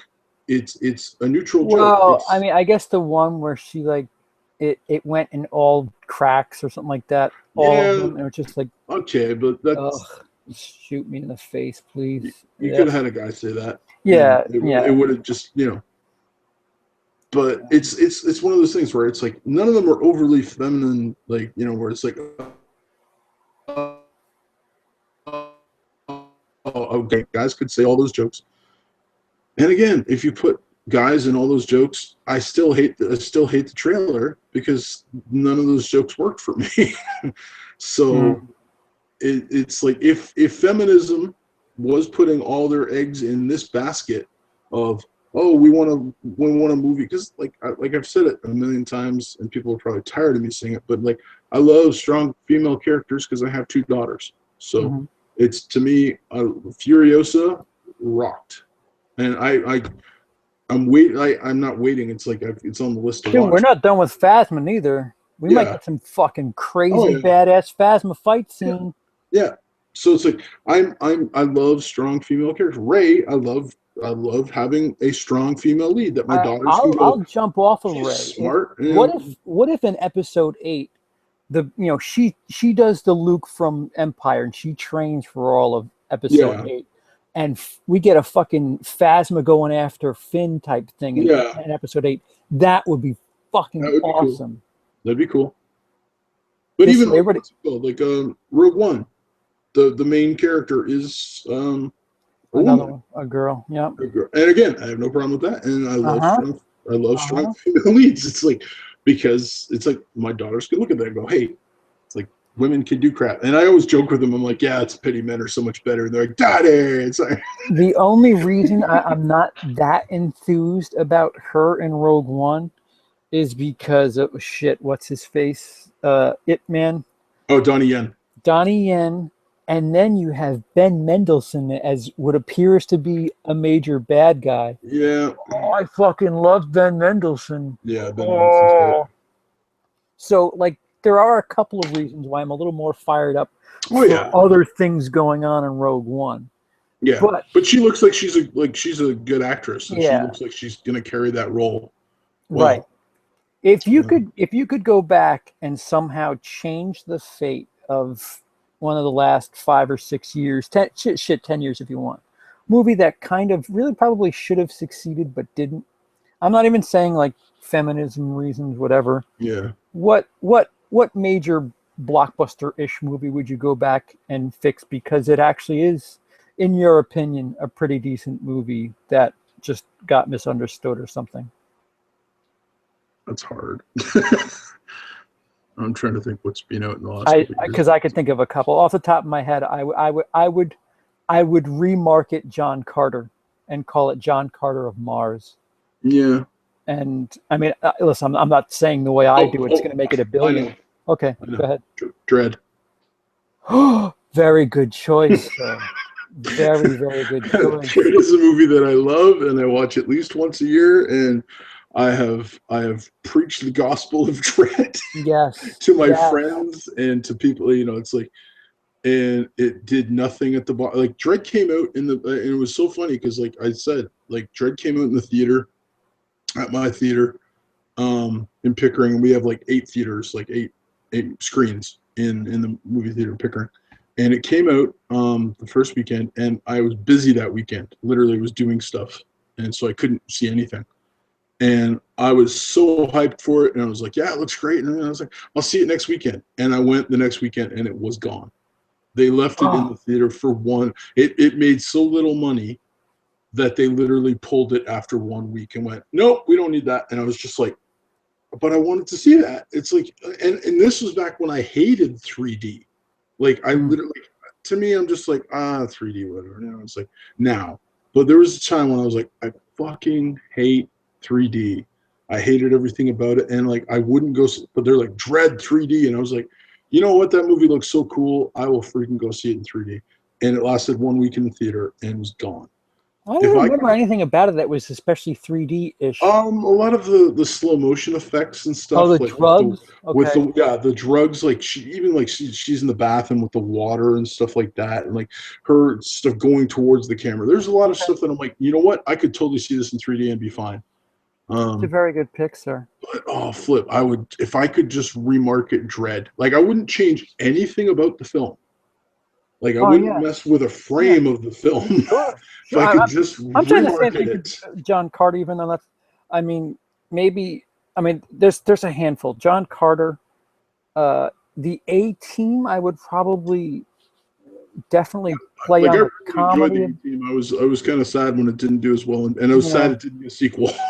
And Bill 'Cause Clinton wants a sequel too, so it's I just like really liked it, and my daughters love it, and it's I was it's sad when it didn't such get a a sequel shame. because I was just like, no, and I was like, the casting, it's like it got better and better, and it's like, and putting, as far as I'm concerned, like there's certain roles that are cast perfectly in Worlds. Sharto Copley as Murdoch was the most perfect casting. It's like that Almost guy. everything he says in that movie is like a 9.9 out of 10. Yeah, I can't remember. yeah. There's one part, what is it, when the guy, when they knock the guy out, they knock Oh, Mr. VA. Keith, Yeah, and they wake up and they're in the tank. yeah. I forget what the dialogue is, and but Charlton Copley's, his dialogue is fucking hysterical. He's Yeah. so dead on in that movie.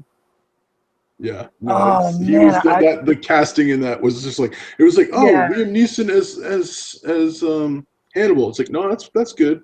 And then it was like Bradley Cooper's face. I'm like, yeah, that's pretty perfect. And then it's like, the big question was going to be Rampage Jackson as as BA, but I'm like, no, he worked out great. Yeah, it was fine. He worked Sharlto out, like, Copley was with there. when they got to Sharlto Copley, it was just like, wow, that's like if you could make casting lists, it's like he is as much Murdoch as Christoph Waltz's Hans Landa. It's that perfect of a casting.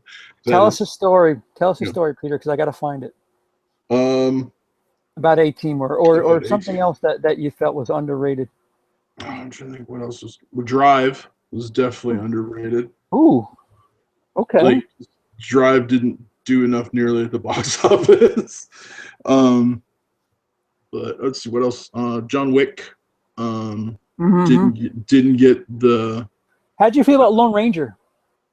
I disliked it a lot. I'll be honest. Okay. I went and saw that with my wife because she was like, "Oh, I want to see it," and I was just like, "Yeah, that didn't work." I thought it just didn't work overall. I thought, what's his name? Armie Hammer was terrible. It's like, wow, he's like one of the most boring actors in Hollywood. I got it already. Okay. So Baracus wakes up, they're in a tank, and he goes, "Why are we in a falling tank?"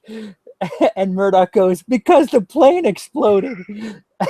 And Baracus goes, "What plane? Wait, when?" And he goes, "Recently." He said, "Reapers shot it down." Reapers? What Reapers? The same ones that are trying to kill us now. I don't know why that is one so funny.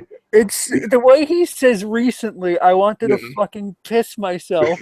Yeah, he's again perfect casting. Like there's some casting that's like, oh, that's good, but that was perfect casting. Even him and Chappie, he's so fucking as Chappie. In have you seen Chappie? Yeah, I was so disappointed in that movie because I was so wanted to love it, and I so disliked the two people or the three people that adopt him. Yeah, they're a bit to swallow. It was, but Chappie himself, the robot, I loved. I literally was just like, I just want him. Forget the let's get rid of everything else in the movie and just give me him learning and doing the He-Man thing. And I was just gangster. Like, yeah, I was just I loved Chappie the robot. I didn't like Chappie the movie that much, but I loved Chappie the robot. Jim, what do you think of Predators? I'm assuming by your inclusion of the S, you're referring the Robert Rodriguez version. Yeah, I liked it. I did as well. I enjoyed it. I actually like the premise too. The premise was pretty cool. Is it a remake? What is it? It's a spinoff. It's a story that takes place in the Predators universe. I like that they took all these fucked up people from Earth and put them on that planet, and it worked. I felt, we could probably categorize that in this little "man, what happened here" category, and that's not original neither. That's something that technically fits in today's day and age. Yeah. I liked it. I liked it. I came away from enjoying it. Yeah, I thought it was well made. I thought it wasn't trying to be anything it wasn't. Maybe missing a bit of star power. I mean, yeah, there was no Adrian Brody was like the biggest star in that movie, and he won an Oscar for Piano. He's not really known for. Yeah, he's a good actor. I think he's a really good actor. Yeah. Not a star. Adrian Brody would have no problem walking down the street. No one's gonna maul Adrian Brody. Spoiler alert: John Locke becomes a smoke monster. John Locke?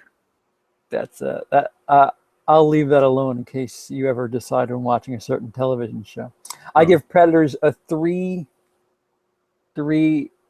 Is that 3.5 out of 5? I don't know. I haven't seen it in a while, so I think I'd probably give it at least a 3 without any problem. There's 2 movies I want to watch in the very near future.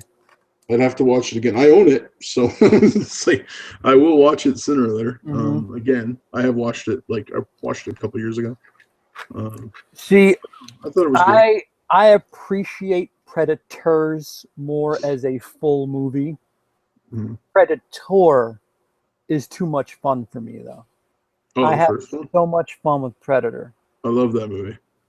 I mean, Like- it's the lines are why you watch that movie, and it's just so full of If lines. it bleeds, we can kill it.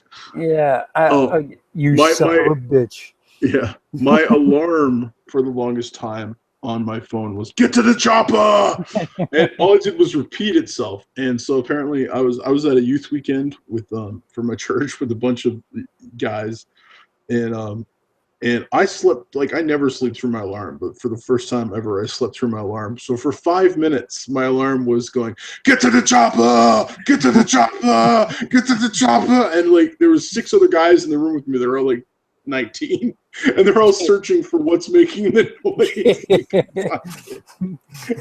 Who's got Arnold Schwarzenegger in here? Yeah, it's so funny. Well, yeah, no, there's so many like lines in that, in that movie, and so much like awesomeness from Arnold. And in my review of Predator, I actually talk about the fact that I was a wimp and didn't actually get to watch the whole movie the first time. It was at a birthday party, and I kind of had to go home. But we were given 2 options, and I'll tell this quickly. We were given 2 options of movies: RoboCop and Predator.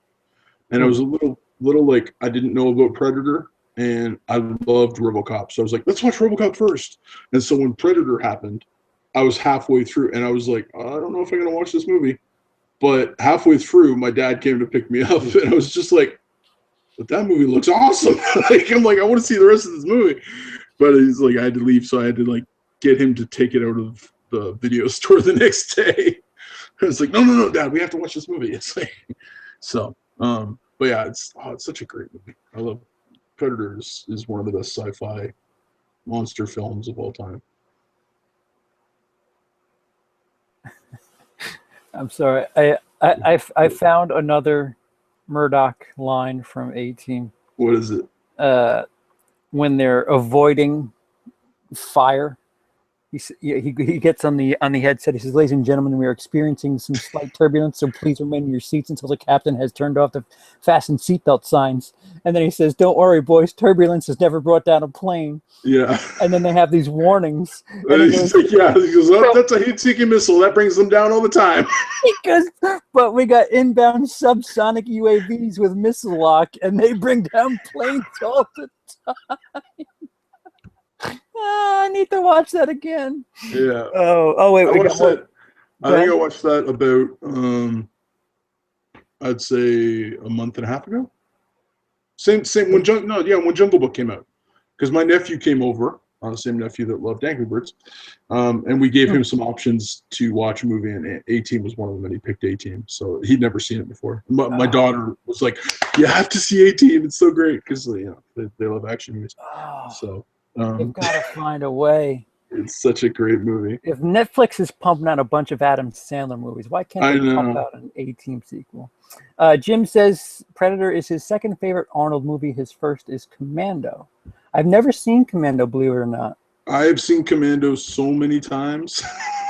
What's the premise? The premise of Commando is basically it starts with a bunch of people being killed, like a bunch of people being killed at their homes and stuff, and you find out that it's a special unit that they've all dispersed, and they're being taken out one by one. And so this colonel comes to Arnold Schwarzenegger, who's retired, with his daughter, and he was like his named Maddox, I believe, and he lives in like this nice house in the hills with his daughter, and he's like, oh, they've killed all your unit, and he's like, you're the only one left, and so they leave guys. Milano's his daughter in that, right? Yeah. Okay. And so they leave. I still haven't seen it. Sorry, go ahead. It's okay. They leave 2 guys with them basically, and immediately at the second the general leaves or colonel leaves, they get killed, and they steal his daughter, and basically they take his daughter, and they want him to do a job. They want him to go to this small country, and kill the president of that small country who knows him, so like he'll be able to get in and say hi to the president and kill him. And they put him on a plane with this other guy, and he immediately like kills the guy and then like puts a hat on him and tells the stewardess like, "Oh, leave my friend, he's sleepy," you know. And then he goes and jumps, like gets down through the plane and jumps off the wheel and tries to figure out how to get to his daughter back and all this stuff. And it's got so many great classic lines. Like there's like the one guy who's putting him on the plane. He's just like, "Oh, I like you." He's like, "I like you, Sully. I'll kill you last." And then later on, like when he tracks down Sully and like there's this whole car race thing and he gets Sully and he's like holding him over like a cliff with his arm. And he's like, "Sully, remember when I told you I'll kill you last?" And he's like, "Yeah, you said that." "I lied." And he drops him. And it's basically just him like gearing up and taking down like an island of like 200 plus soldiers by himself to get his daughter back. And it's just it's ridiculous and awesome. Of It's the big yeah. head like 80s movies, I think I've missed most of the Schwarzenegger movies for some stupid It reason. is Like, such a it's cheap. Like it's so funny. Like some especially like watching it now where I know what to look for in certain things. Like there's on the island where he's like there's daughters being held, like he's storming it, he's planted explosives everywhere and you see buildings explode and you see soldiers, but you can see the rod that's propping up the dummy that's holding the gun. So it's like you just see a whole bunch of like mannequins standing there with guns and stuff being blown up. And I'm like, as a kid, this never once like I was like, wow, it's like, but I'm like, as an adult, I'm like, look at all the mannequins. It's like so Majin brings an interesting point. funny. He says thoughts on the movie Rounders. I don't know if you've ever seen that Oh, movie. love rounders, love rounders. Yeah, That was the first thing I understood about poker was rounders. what's funny is the more you learn about poker, the more better that movie That gets. movie Like, gets, yeah, it's realistic because the hand that wins the game is just yeah, it's like if you were thinking like, you know, the Sting, what is it, four of a kind versus a full house, or four of a kind versus a straight yeah, flush, or something. Like, all of these movies, they have to like, I even think Maverick did it too, where a straight flush over straight flush. something You like know, that. Yeah, if you know cards, sometimes, you know, you could be this great big badass and win $3 million, and you could do it with a pair of eights or some shit. yeah, yeah, And rounders, they really like. I've spent, how do I word this? I spent some time in clubs yeah. that inspired Rounders. rounders. That, you know, these Yeah, types of places that they go that aren't incredibly legal, but there's, Teddy KGB. yeah. Yeah. And No, I love rounders. it's very, very accurate. And when you realize just how accurate it is, it makes it that much more enjoyable. That's why I feel like something like Mississippi Grind feels like some sort of distant cousin to Rounders, because It does kind of, yeah. you've seen Mississippi Grind, Yep. right? Yeah, I saw Doesn't Mississippi it Grind. feel like he could be Edward Norton's like He said brother or something? he totally does feel like it kind of feels like it's set in the same universe, Yes, yes, right? Like it's just like they're like yeah, close friends or something like that. yeah. Like this guy would know Edward Norton. Yes, yes, yes. He They've would definitely know crossed paths he at would some definitely know point. him. Yeah. Top three westerns, asks Jim. Tombstone easily is number one. It's not one of my better categories. Mine's going to sound really weak. I'm gonna say, as much as everyone loves Good, Bad, and the Ugly, I actually think A Few Dollars More is better Never because seen either. it's more streamlined in the story. Like Fistful of Dollars is just it's long. It's like there's parts in it I'm like, that could be taken out and it'd probably be okay. Like just for time. I still love the movie, but and third, Unforgiven. There's mine. That's me. For me, the best Western ever, surprisingly, is one that was made in the last bunch of years, like Yeah, in the last 20 years, which was Tombstone. I just love, and like Val Kilmer gives a performance in Tombstone that is just insane. It's just like yeah. his Doc Holliday is just one of the best characters in movie history. I will agree with you that Tombstone is up there for me. Westerns is one that I'm really kind of like. I don't think I've seen any of the Clint Eastwood ones, to be No. completely honest. I've I seen- may have, but not in a while. So while I keep Tombstone up there, I'm gonna throw the 310 to Yuma remake on there. Keep in mind, I have not seen many. I have seen the original of that. The remake is actually better. Okay. Um, Well, then obviously, the I original was obviously have it good. there. The original was good, but the remake was actually it's a lot more tense, a lot more cinematic. That's for sure. And I'm gonna stretch it and call Django Unchained a Western. You can call Django Unchained a Western. Oh, if you could, yeah. It's as a Western, like it's more just a straight up revenge tale because of the South. But you could call it a Western. I'm excited for Magnificent Seven because I finally just saw Seven Samurai for the first time. Samurai, yeah. It's like so. I don't know. You've seen the source material now, but of course it's going to be so. Like I saw the trailer for it again, and I'm like, it looks so different. Why the Native American? Than either of the of Seven Samurai or the other Magnificent Seven. Peter. So, but why the Native American? I don't know. Because there's one in Young Guns. They're just like, I don't know, we got to round out the thing. And, you know. All right, so Jim says Tombstone, Unforgiven, Young Guns is also good. Young Guns is a good movie, but I wouldn't put it nearly on the level of, like, it's more of a fun movie than it is, like, then I would put it up there with Unforgiven and Tombstone. Unforgiven. I think I have Unforgiven in my box. I have a Warner Brothers 50 movie box set. Yeah, and that would probably be in there. I think it has a Western or two. And I know there's at least 20 movies in there that I have to get to. Yeah, see, I try not to buy those, like, because I'm like, Peter, I think when I got it, it was like, if you don't have a lot of Blu-rays and stuff, it's like awesome. Oh my God, it's like, oh, are you new to Blu-rays? Poof, here's this box. That's same thing. Like I got for Christmas 2 Christmases ago from my parents. I got and I asked for it. I got the Alfred Hitchcock Masterpiece Collection, which has 15 Alfred Hitchcock movies. And I'm slowly going through them with my daughters and my wife.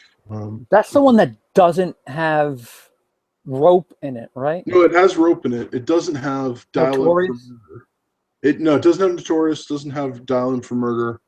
Yeah, I think we have the same box. Strangely, I just watched Saboteur from Hitchcock actually the other night. Yeah. That was my choice at movie night. We have the same box because I had to go buy Strangers on a Train. Yeah, I don't have. That's not on it either. Yeah, there's a 3-pack which I have, which has Notorious, Rebecca, and Spellbound in it, which I got for $12. That's a really good deal. And I was like, $12 for 3 Hitchcock movies. I'll buy that. You know. So I got that, and so like I want to get them all, but like I said, I just watched Saboteur. Saboteur is not one of his best films compared. Like Rope was awesome. And yeah, dude, there's something about me, like I have this mental block. Movies before 1975, it's just like so hard for me because it is the pace. There's just something it's so different about the pace. It is, and it's funny because like I used to hate movies that were either set in the 50s and 40s or from the 50s and 40s. And so like my friend would be like, "Come on, there's all these great movies," and I was like, "No, I just don't like it." But as I've grown older, I've gotten past that. I didn't want to watch Chinatown. Like, put it that way, the first time. That one moved at a weird pace too. But no, it's like I love those movies now. I love a lot of them now. I got past it. So if you watch stuff that actually has that weird ahead of its time pacing, like Dog Day Afternoon, like if you just polished it up and put new actors in there and changed nothing about it, it would feel modern. The pacing is so quick. I feel that Network, if you just made everything look up to date, everything about Network still fits. Yeah. I mean, have you ever seen The Newsroom? The show? Yeah. Yes. I just started watching it. Oh, I literally just started watching it like yesterday. So. oh, all right, Jim. Jim, you got some good questions here. Top 3 Nicholson films. Well, probably named 2 already by now, right? Um, Nicholson. Shining, One Flew Over the Cuckoo's Mm. Nest. One Flew Over the Cuckoo's Nest probably is best. God damn. It's a great movie. He had a good 1970s. I'll say that.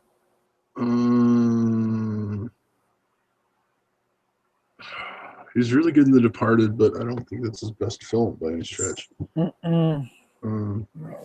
Great movie. I'm not gonna say Chinatown just because No, it's close. If you give me 3 choices, I might. Yeah. I'm gonna say. Well, you already said it. Maybe I'll just go the other way because you said. Well, that's the thing. I like surprisingly, I haven't seen a ton of Nicholson movies. Yeah, I haven't seen his older stuff. Like, yeah, it's like I have seen some of his old stuff. I like took one out of the library that had like 3 movies on it. That one was like where he is a drag racer and stuff, like when he's really super young. Hold that thought, Brad. I'll get to that. That's a good question. But yeah,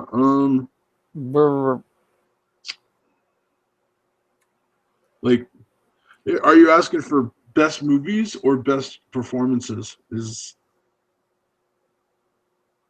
I don't know. All right, so because that's the question. Shining. I'll do Shining. I'll do.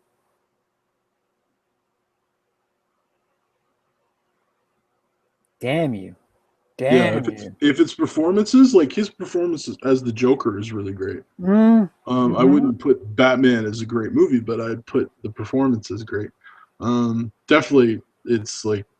Well, I mean, you could say the same thing for Cuckoo's Nest. I mean, his performance. Well, yeah, but Cuckoo's Nest is a really great movie. It's like is insane. It has like one of the best villains in movie history.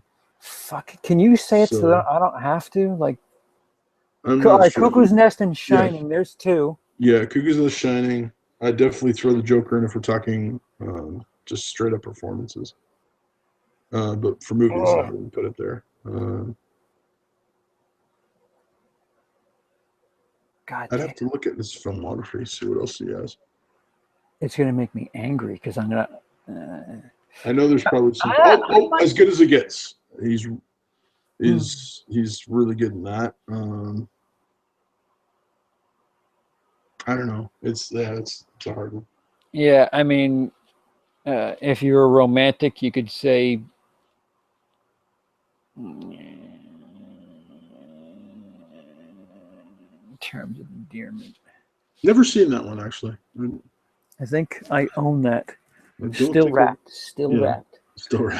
That and Ordinary People. I never. Like, why? I don't want to watch it, but I don't. Oh. Yeah, I've seen Ordinary People, but I don't remember most of it. So. No, wait, not Ordinary People. What am I thinking of? Best Picture, 1983. I don't know. On Golden Pond. Oh, no, I've seen that. That's jeez. Slow, right? Oh yes. I mean, like I know I'll watch it once and then never want to watch it again. Yeah, but it's just sitting there like watch me. And I'm like, no. Yeah. Incredibly slow movie, but well made. But yeah, not fast. Psych Out, Head, Easy Rider. Easy Rider is such a small role though. 5 Easy Pieces. Never seen 5 Easy Pieces. A Safe Place. The King of Marvin Gardens. The Last Detail. Chinatown. The Passenger. Tommy, The Fortune, One Flew Over the Cuckoo's Nest, The Missouri Breaks, Last Tycoon, Going South, There's Shining. A bunch of these I have not seen. Postman Always Rings Twice, Reds. I started watching the original. Postman has always wanted to ring twice, and I gave up. I literally like today. I was like, I'll watch this, and like 10 minutes in, I'm like, Jack Nicholson does a version of this movie. I think I'd rather just watch that. Oh, because it was so like. Kind of cheesy, like, hey, how you doing, buddy? Oh, I'm doing great. My feet hurt. I was like, holy crap, I can't. I'm like, Jack Nicholson's in this movie in the remake. A Few Good Men, Peter. Oh, for performances for that little. Do you know that whole thing Mm, was like ad-libbed pretty much? really? Yeah, it was supposed to be. It wasn't supposed to be anywhere near as big as it was, and apparently they just let like him start going, and then he just kept on going. Yeah. All right, so I'm gonna take Departed. I'm gonna go Departed, Shining, and Cuckoo's Nest because Yeah, I, I I mean there's a lot I have not seen yeah. There's a lot. of Like he has a huge filmography. I haven't seen a lot of it. I'll be honest. okay. But his yeah. If you're asking, number one is like his best film and best acted film is Cuckoo's Nest. Um, Oh my God, Chief, don't it's you want to just watch the game? it's Just so raise good. your hand. Yeah, just raise And your hand. He we raised his hand. It's done now. No, he raised his hand. a sad movie too. Oh, Oh, it is. I that's a just weird, that's a weird sad movie that I can actually watch more than once for some it stupid is. It reason. is. I've watched it like 3 times, and I bought it. I bought like got the Mm. book version of it, where it was like, I was all happy. Because I only paid like $10 for it too. And I was like, yeah, Blu-ray. So, E- Eternal Sunshine of a Spotless Mind was asked of us. of what? What about it? What do you think of it?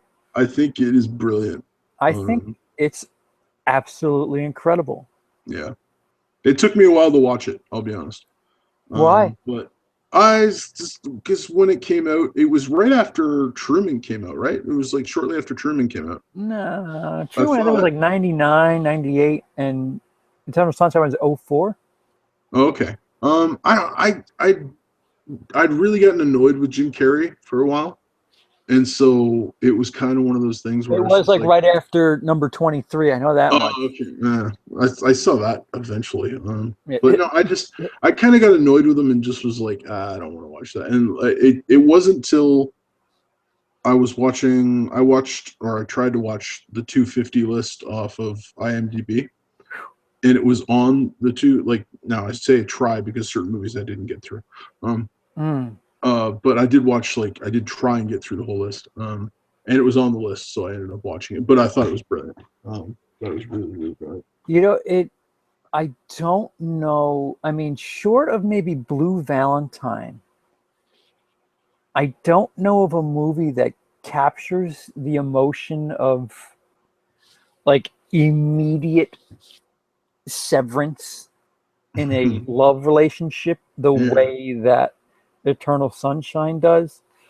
And they do it in such a manner that like it's a love story, but it's not. yeah. It's so fucking it's such a like Charlie Kaufman, how It, the fuck did he think that up, yeah, man? it's got a lot of layers. It's not like trying to explain that movie to people is just like You can't. You have to be like, you're all just right. like, well, it's a guy and he wants to get erased his girlfriend. He wants his girlfriend erased from his head, and And because it's you know, one where you're like, you cannot talk during this. yeah, oh They flip, mean yeah, that you if just you avert for any sort of period, you're fucked. Forget it. yeah, you're just like, what I miss? Yeah, yeah, You yeah. missed the movie. That's it. You missed the part where you figure out what's going on here, what this place does, and now this. Yeah, But yeah, Patrick, baby boy. yeah. No, it's No, yeah, no, it's brilliant. It's legit like a brilliant movie. What like incredibly acted, incredible story. yeah. All around, like the casting and all that kind of stuff. It's got everything. So yeah. I bought like a $60 copy of it because I liked it Ooh, so much. really? Yeah, it was this weird steel book that came with like postcards and a book. Oh wow. Here we go, Jim again. Rank these four films: Oh jeez. Apocalypse Now, Full Okay. Metal Jacket. Oh Christ, Platoon, Saving Private Ryan. Uh, One being the I'll best, do it, four but you being the don't want worst. me to. One best, four worst. Go ahead. Okay. Saving Private Ryan. One or four? Yeah. One. Okay. Uh, Full Metal Jacket, Platoon, Apocalypse Now. So Ryan number one, Metal Jacket number two, Yeah. Platoon three, Yep. And Apocalypse Now four. Apocalypse Now. There's certain things I love about Apocalypse Now, but overall as a film, I think it gets way too much praise, and the story is just so uncohesive, and a lot of that is just because of like half the time they weren't like they didn't have a script. It's like so I just it bugs me in that respect. But, Peter, we're not too off. I'm Ryan Platoon Jacket Apocalypse. okay. I mean, Like I'm Platoon and Full Metal Jacket are really close. They're very very different movies. Yeah. Like Yeah. like Full Metal Jacket is two movies.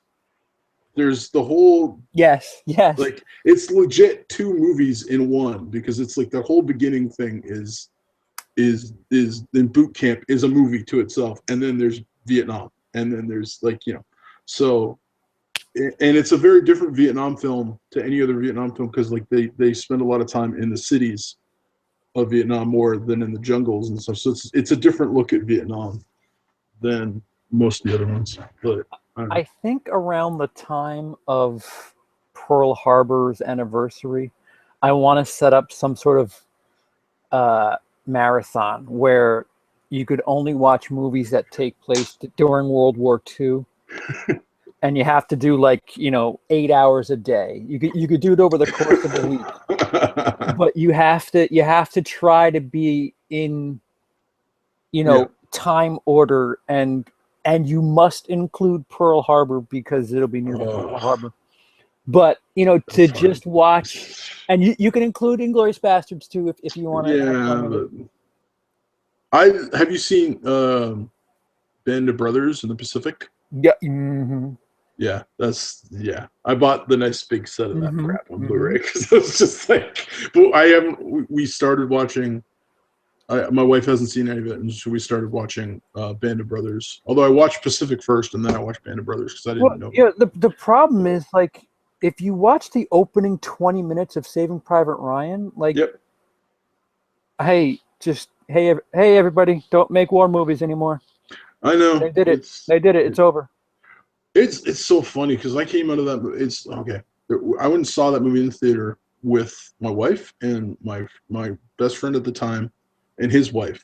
And his wife couldn't make it through the opening of Blade because it was too bloody for her. Right? She had no problem watching Saving Private Ryan, and I'm like, and I had someone say, yeah, but it's different kind of blood. I'm like, no. If you can't handle blood, because you're like, I can't handle blood. And you watch the opening of Saving Private Ryan, and that a guy walking around looking for his arm and guys getting shot. It's like no. I walked out of Saving Private Ryan when it finished, and they were like all like, "Oh, what's the thing?" I didn't talk for 20 minutes. Yeah, no. I legit walked out, and I didn't want to talk, and they actually talked to me, and I didn't say anything. Yeah. Like, so what'd you think? Isn't it good? Wasn't that really? It's like, and I was just like. Dude, how do you go through again, the opening 20 minutes to cut all the sound out. Like there's the one scene where the guy's like screaming and just and he's just freaking out. There's no sound. The sound cuts in and out. Yeah, and it goes muffly and stuff. And and then there's the part where they go in the water, and then you hear like the bullets hitting the water, and it's just like who the fucking sound. I don't know if I sure hope the sound design won some Oscars, but it was just it didn't win Best Picture. I know that much. Don't. And that among that and Dark Knight not getting nominated and stuff is why I don't care about the Oscars. It's legit why when someone goes, yeah, well, it won an Oscar. I don't fucking care what won an Oscar because Saving Private Ryan didn't win an Oscar and Dark Knight didn't get nominated for an Oscar. So I'm like, I don't care about your Oscars. The guy goes around and looks for his arm. Like he's carrying. That's not it. Wait, what? No, it legit. See, though, it's movies like that though that occasionally make me annoyed with Steven Spielberg, because when I see some of his movies, and I'm just like, they're just good. You know what I mean? Like I don't understand what you're saying because I don't. Okay, like so. I think Private Ryan is fucking flawless. That No. That's what I'm saying. It's so Saving Private Ryan's so good that when you compare it to some of I the know. other movies that he has made, and you're like, dude, you made Saving Private Ryan, you made Jaws, you Yeah. made Indiana Jones, and then you made this piece of crap. You made it's like, Okay, I see what you're saying. Yeah. dude, why did you make this piece of crap when you made like I know what you're capable of. So it's like when I see that you can make this, why should I accept this from you Dude, when you you know can what? make that? It's like 1998 gave us two movies that really kind of summarized human emotion and like this whole karma slash justice thing. There was American History X, Mhm. where if you remember how it, I won't spoil it, Oh, but brilliant movie. the way it ends Yeah, basically tells you, fuck it. I mean, yeah, shit's gonna happen anyway. So like, that's yeah, basically the way American History X ends. And Saving Private Ryan, when they let what's his face go, the fuck Hitler, Betty Boop, oh what dish, they let yeah, him go, and then you see him on the fucking front lines. You're like, yeah. oh my god, this is Laughing. yeah. It's just like, oh, The it's it scene it the scene it's in Saving Private Ryan almost killed me with the knife. With the oh dude, it right, made me not want to watch the film right. again. I went years without watching it again because I was just like that one scene. I'm like, I don't know if I can watch this movie again, but I have. I've watched it several times, and I will watch it again. But that scene Ah, with the knife, where he's Christ. just like, no, just oh fuck. Oh wait, okay, hold on. We're getting lost here. Oh yeah, we're lost, but it's Uh, fun. I It's fun love to the be music. lost. Ride of the Valkyries by Wagner and Apocalypse Now. Yeah, listen, that if Oh yeah, no, that I mean scene is if you awesome. want to talk about like iconic scenes, I Yep. think that scene's probably top two, Yeah, right? it's a Top huge icon. three, maybe. I mean, if you watch that in a home theater, oh, good Yeah, fucking scene. Otherwise, the movie kind of gets gappy. yeah, Um, yeah. No, there's certain scenes in Apocalypse Now, in particular, that one being one of them that are just like utterly brilliant filmmaking on get, all levels. get And ready for that, this one. you know, Rank three Lord of the Rings and three Hobbit films, 1 through 6. okay, that's easy. Is it? Yeah, it's Lord of the Rings, and then forget the Hobbit films. Lord of the Rings is one film, and forget the Hobbit films completely. Um, I think I go. Oh wait, one. One. Two Towers, Return of the King.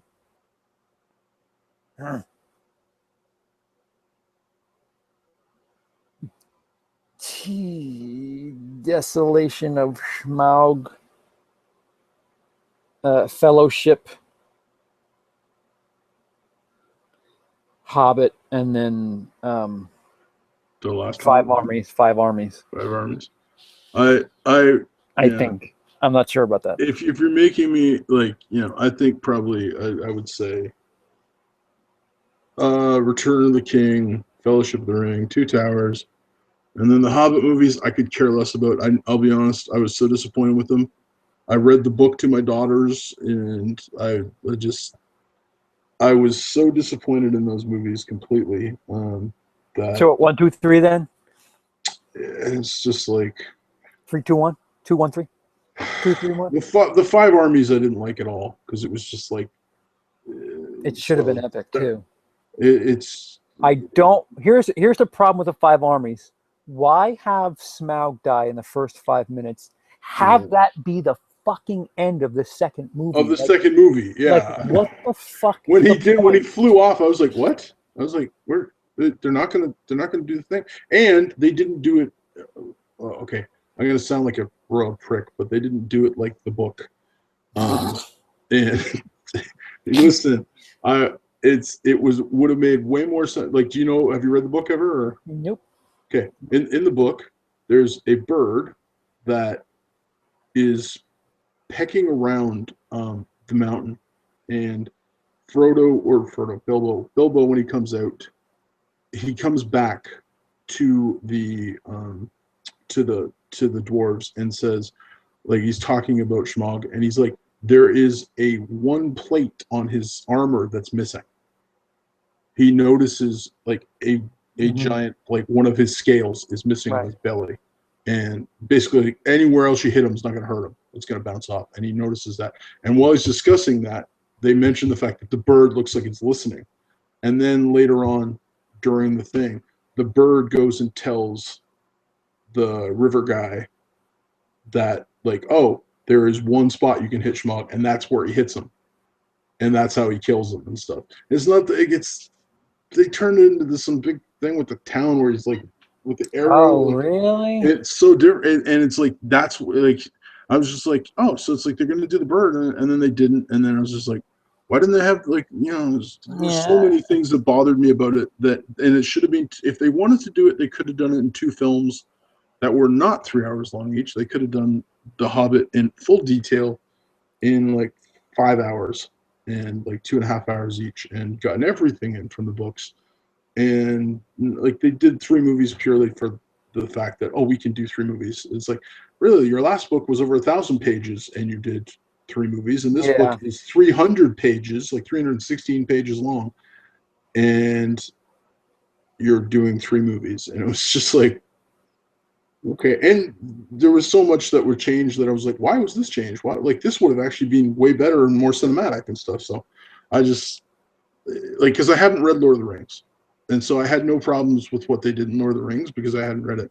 But I've read the Hobbit like 3 times, 4 times, probably 4 times in my lifetime. All right. Well, here's maybe a more fun one for you: The Prestige versus The Illusionist. Oh, that's easy. Well, go ahead if it's so easy. Oh, okay. The Illusionist is an incredibly well-made, nice film. Prestige is freaking brilliant. Which one is the Nolan one? Prestige. The Illusionist is with Hugh Jackman? Nope. Hugh Jackman is the Prestige. Am I putting him in both movies? Yep. Wait, who the hell's an Illusionist? The Illusionist is Ed Norton and Paul Giamatti or Paul Giamatti. Paul Giamatti. And I can't remember who the other guy in it is. Who's the? I've seen both of those once. When they came out. Yeah, no, I've seen them both multiple times. Illusionist is a really nicely, a well-made, nice story. And that's what it is. Prestige, I think, is freaking brilliant. I just remember the ending of when there's a lot of something. Not to spoil for anybody that's watching. Prestige. That's Prestige. I was like, in the boxes. Sure. Underneath. Yeah, underneath a level, there was a bunch of something. Yeah, with the blind guys. Yeah, I was just like, oh. I think I need to watch this again, and never watched it again. Oh no, it's brilliant. At least I think it's brilliant. But then again, I think Nolan's brilliant. So I need to see Insomnia again too. Yeah, Insomnia is, I think, his like weakest film. Although I think it's still a really well-made film. It's like, I mean, if you go back and like, if you erase Dark Knight and Dark Knight Rises and go back and watch Batman Begins. Yeah, dude, fucking good movie. Oh no, it's really fucking good movie. I think it's really great. And it's like, oh, Dark Knight's just that much better. Yeah, I have a friend who's like the bald movie guy I was telling you about. He was just like, when I watched The Dark Knight, I kind of thought Batman Begins sucked, and I was like, nope. To me, there's Dark Knight's clearly better. But it's like Batman Begins is one of the best setup movies for a superhero where it's still entertaining yet. And it was like, well, he didn't become Batman. So it's like the whole thing is how he becomes Batman. So it doesn't matter. It's like, he didn't put the suit on until whatever. I'm like, I don't care. It's like, that's part of the thing is he was Batman before he was Batman. And then you go to Rises and it's like, why did he make the greatest fucking superhero movie in the middle of this shit? Because Rises, yes, it's not Dark Knight. Maybe it's not even Batman Begins. But the symmetry that the fucking the circle thing, he has to there's just, oh man, it's not perfect, but man, it's still pretty good. I like Dark. I actually, if I was ranking them, I'd put it Dark Knight Rises, Batman Begins, and I put them all as five stars, five beards, whatever. Like I think they're all Mm. great movies. So Well, I mean, but, they're all, if you have to choose, you're choosing Dark Knight. oh yeah, of course you are. You have to. And But your second choice is probably Batman Begins, right? no, mine would be Dark Knight Really? Rises. I love the character of Bane. I think they did him, and like I thought they did him well. I thought it was interesting seeing him break Batman so badly, and then like the whole try and recovery thing. Like I just like, and the ending. I just remember being in the theater when they did that reveal at the table in whatever country it's in. With Alfred, and it's just like the whole theater erupted. Like just so it's like I don't know, like again, and I but felt like Bane was underwhelming, especially considering how the movie ended. It was just like, a little bit, yeah. He didn't get his well to me. He didn't get enough screen time, but I still liked him a lot as a villain. I just but speaking of boxes, did you guys like the box with Cameron? Wait, didn't see it. before that, there's review on Operation Dumbo Drop. Have not seen it. I liked actually. Okay, before we get to that, I'll just say for Nolan, one of the reasons I Oh, think go ahead. I'm sorry. Insomnia is his weakest.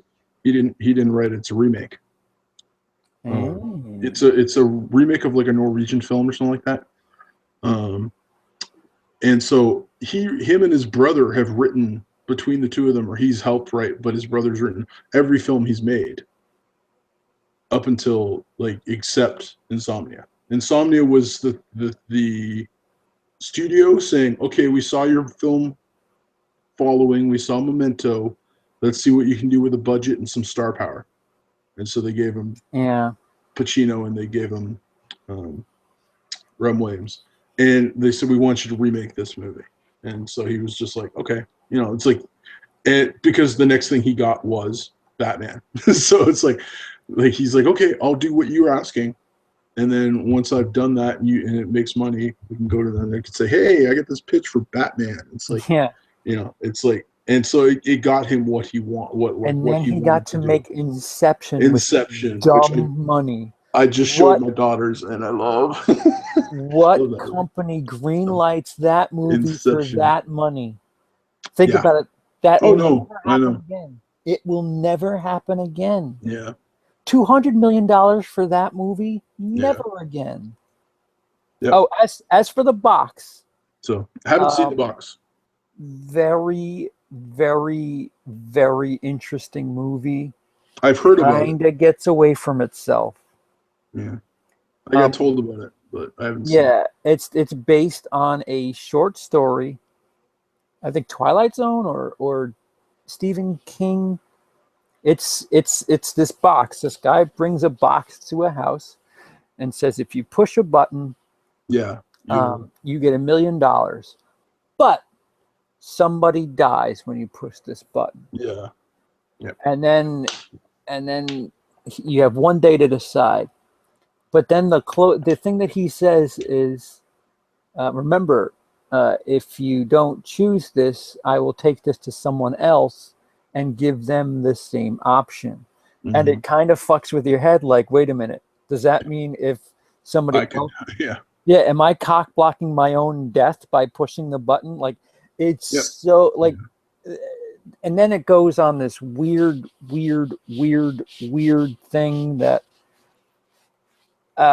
it's I think it's the guy who directed Donnie Darko. Yeah, it is. Still waiting for that second hit. Real close with the box. If it's on Blu-ray, I should probably just go out and get it.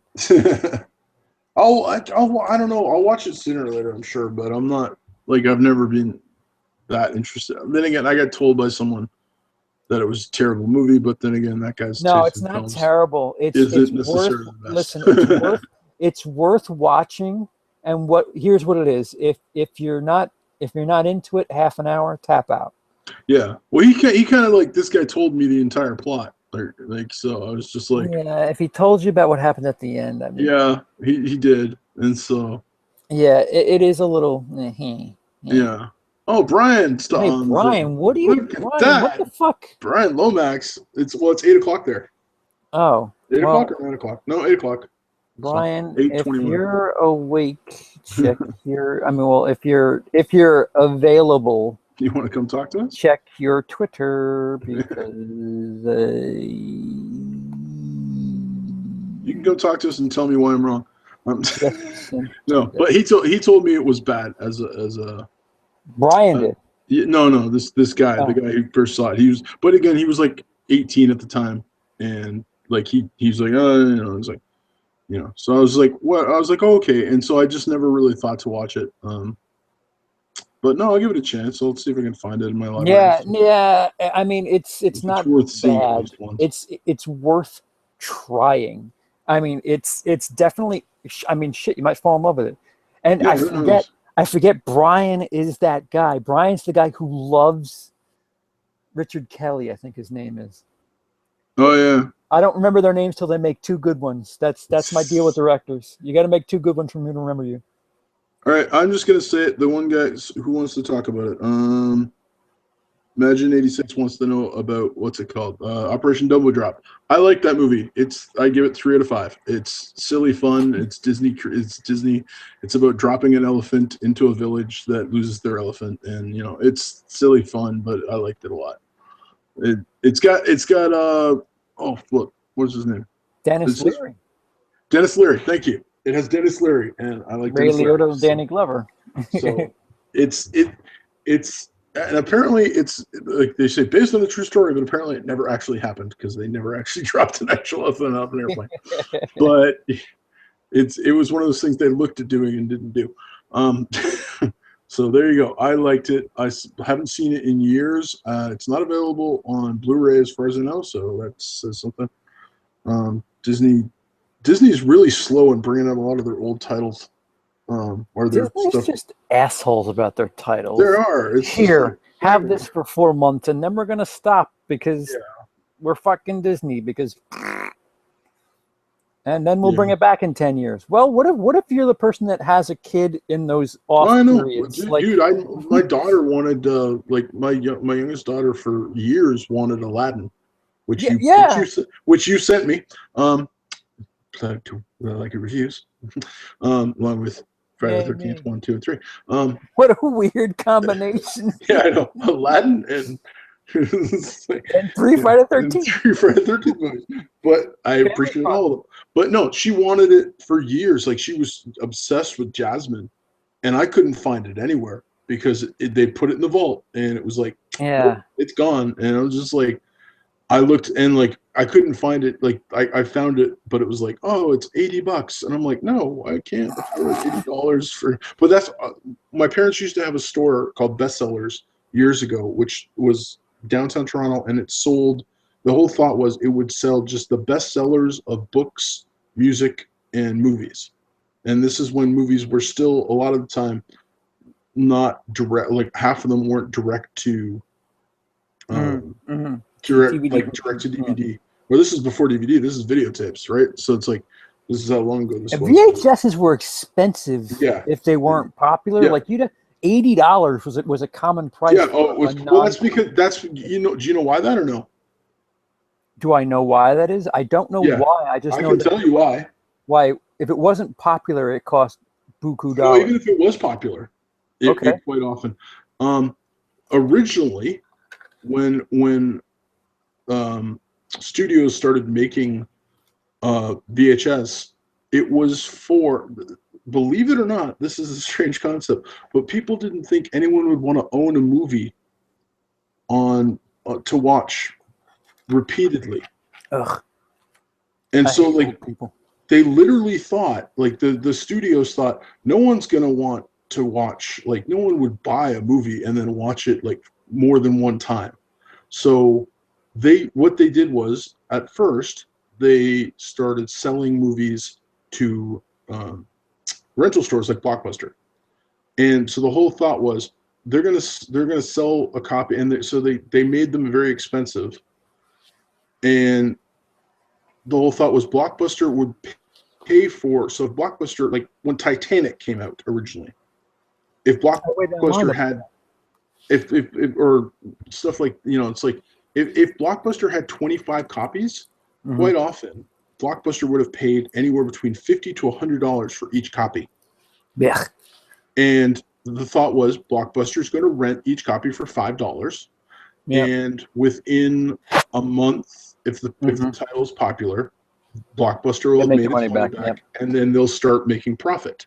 Yep. And so literally, this is when The Crow came out. My parents had this business because we had a relationship with one of the companies that did this, and I was like, can you get me? I was like bugging the rep that used to come through that used to sell the cheaper movies to us, but we would get all the catalogs for the new stuff that was coming to Blockbuster and crap like that. So Blockbuster, of course, got better deals than your local mom and pop Oh yeah. Yeah. Video 99 because Blockbuster had like, oh, listen, we can order 10,000 copies. Yeah.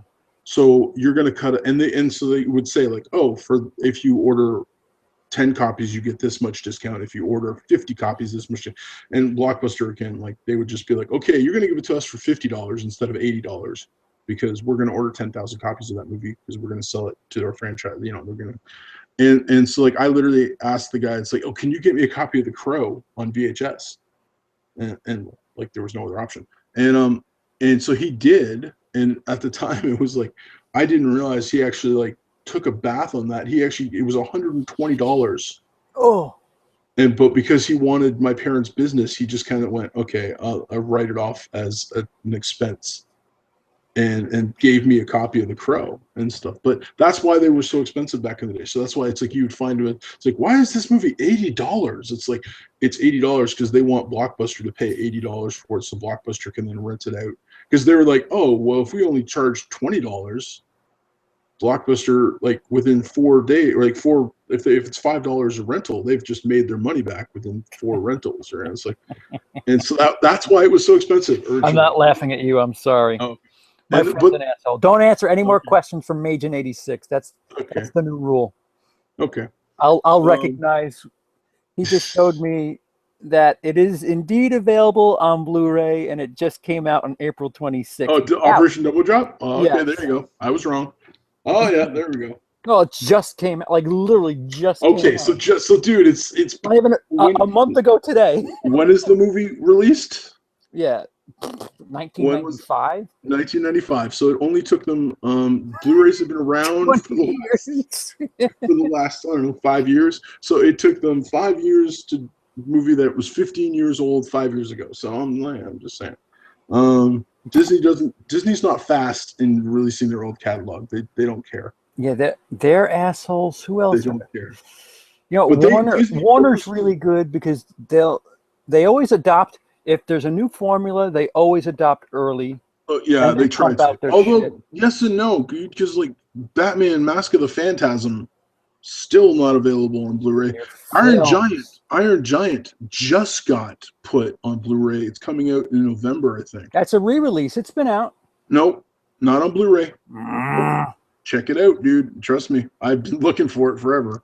Brian's got to do grown-up things. Oh, Brian, don't come into my chat and talk shit about Richard Kelly and then leave. Well, actually, I guess we could take this up in 17 hours or so. Yeah. All right, fair enough, Brian. Tell the little one I said hello. Funny. But if you have the link in case we're still on and you have time. Brits in there being awake already. Yeah. How dare they? But yeah. So okay, that's why movies were so expensive back then. And yeah, whatever. Moving on. Yeah. But yeah, did we skip anything? Box. I was saying the other thing Disney with the whole thing is they wanted to make so they would make their movies cheap. They realized people did want Disney movies because kids will watch a tape forever. So they would, so the way they have their own special cases too is they build their own special cases. They were the ones who invented clamshells, but then they also would pull those movies back from the shelf. So literally, if you were a store that had copies that you hadn't paid for yet, they would demand them back. Oh yeah, they do that in, and in they the put them cinema theater. and do they that in put the movie. them in the vault, and it's called the Disney Vault. And that would then any movies that were out there would raise the price. So we used to have like at my parents' store, which I worked at. We used to occasionally get like Disney stuff, and so I remember like selling the Jungle Book for $125 on VHS Yeah, like and stuff. here's the problem. Like Lion King comes out in 1994. Say Yeah, you're two 22-year-olds who just got married. It's 1994. Oh, we really like the Lion King, but we have no kids. yeah, Now it's 1998. yep. That's when I And got oh, we're pregnant. Yay. Let's married. have our kid. And poof, out comes your kid. Oh, you know what we should get for our baby? Let's get the Lion Lion King. King. Nope. Fuck you. We're Disney. We It's had it. gone. You could have had it in 1995 for the 6 months that we had it, but Yeah, now it's in the vault. Now you have to yep, wait till 2006. And it's just like, yeah, what? yep. Like That you was a have to. Disney thing that they invented, and I don't know why. I Like think they still kind of do that, oh don't no, they? they still do. They still do. Every couple months they announce what's going in the vault, and they give you like 3 or 4 months to buy. And they do it now because they want you to buy all the copies that are out there. So it's like every copy on the Blu-rays that Yeah, because like because Best something Buy doesn't pay for what's on their shelves, right? Best something Buy. recently came out that I was holding in my hand, and I was just like, I think I need to buy this just because it's Disney, and I know Yeah, in 6 months, what the fuck was it? Snow White? Was it Cinderella? yeah. It They was do that. something that came out in the last 6 months or so, and I'm just like, Yeah. I need to own this because I won't be able to in a year. Yeah, because yeah, Disney they do it still because they realize that they want now it's because people will buy it, right? So it's like people will be like, crap, that's going to go away, so I better buy that now, so that any excess copies that are out there, they people will buy up, and then whatever doesn't get it, they ship it back. They throw it in the vault and stuff, and they give it away to their friends. I don't know what they do with it. Like It's I don't annoying. I don't think there's actually a vault somewhere on Disney's Oh, property right, yeah. full of VHS tapes. It's like they probably destroy them or give them to like employees and crap. But the whole purpose is they're not in the public thing, and the price goes up. And then when they do release it, and so it's like when they're like, oh, by the way, we're releasing this, it's like you buy it just like you bought it because you're like, crap, I better buy that now because they're sooner or later they're going to take it away again. Yeah, And I like you're Aladdin. yeah, I was in the UK, and I was just like, fuck, this isn't. It literally was not in the United States. yeah, I it bought was it. I was just like, and it was yeah, still wrapped. I never watched it. I literally bought it just to have it. just to have it. And And then then it finally got announced, and I'm like, all right, I'll take the American one, and let me yeah, see if somebody needs this one. yep. But yeah, so So stupid. that's why they do that crap, man. It's but yeah, interesting. I don't know. All right, Brian, we'll see you In a 20. couple No, no, hours. no, no. In 16 hours? Man, is it really that short? Yeah, 3:35. 3:35 p.m. is 12 hours. Yeah. And then 6:30. Yeah, Jesus. All right, so about 15 hours, Brian. 15 hours from now, I'll see you. God, what are we If doing? you don't know what we're talking about, anyone who might be watching, Yes, Brian every Lomax Movie Talk, which if you see his name in the chat, click on his name, subscribe. You'll see us there, and go grab. You have to grab a modern copy of Blade Runner, Blade Runner: The Final Cut. right? The 2007 version, and you can watch with us, and then hear this guy talk while I watch, Yes. and then Lee will talk when he's not talking. But I don't curse there because it's Brian's channel. It's Brian's channel, so like So Brian, watch me struggle. Brian is a good Christian man and does not like does not like cursing on his channel, but he will say ball sack at the drop of a hat. It's fine. And listen, I'm HBO or Cinemax or whatever raunchy channel you want, and he's PBS or whatever light channel you'd We're like all to friends. call it. That's all that It's matters. fine. Sometimes I get a bleep. It's hard for me. I definitely try, but I'm not perfect. Twilight was hard. Let's put it that way. Green Street Hooligans. way. I've never heard. Is this a fake movie, Brad? If this is a porno, I'm gonna punch you in the Green Screen teeth. Hooligans. Never heard of it. All right, so I'll look it up. Okay. Jimmy 7339KI3456 Call him Jim. is talking, made a comment in the thing about the porn industry. Oh, about VHS and stuff, right? Yeah. And have you ever seen what is it? There's a Green Street Hooligans 2. Frick. What's the one with Ben Stiller where they pretend to be soldiers but they're with Jack Black and Tom Cruise dances in it as a producer. Tropic Thunder. Tropic Thunder. Have you seen that? Have I seen it? Okay. The Jay Baruchel, Canadian born, I will give him a plug, gives a talk about the fact that the porn industry basically decides what medium is going to, and he's 100% correct. And so yes, the porn industry sadly did choose VHS over Betamax, and Betamax died because of that.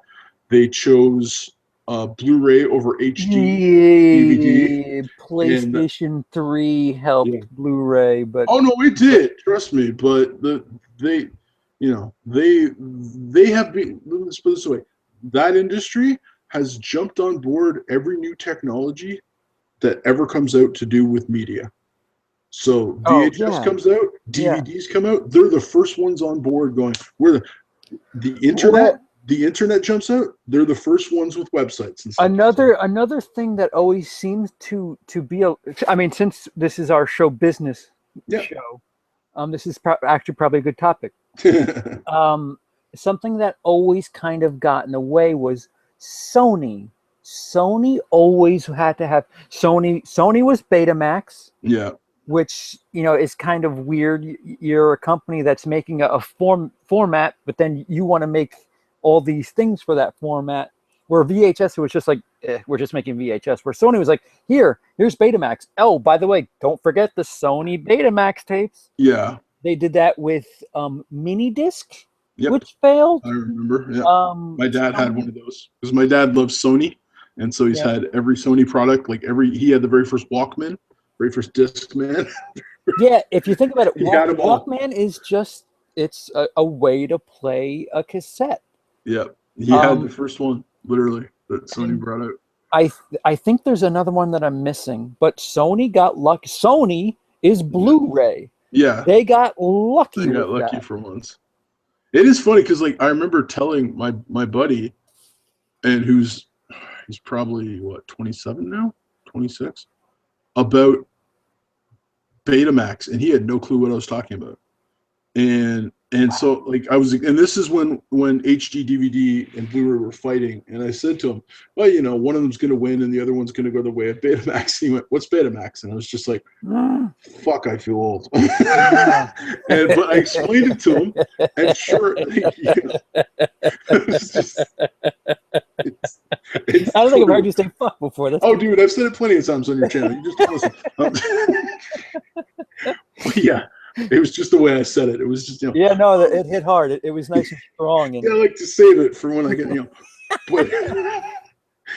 but and then I sat down, like we were talking, and I like kind of sat down and explained to him, I'm like, yeah, the Betamax was this whole thing. I'm like, HD DVD right now has like 20% of the market, and Blu-ray has 80%, and probably they're going to lose, and you're going to see 10 years from now, people are going to go, like younger kids are going to go, what's HD DVD? Never heard of that.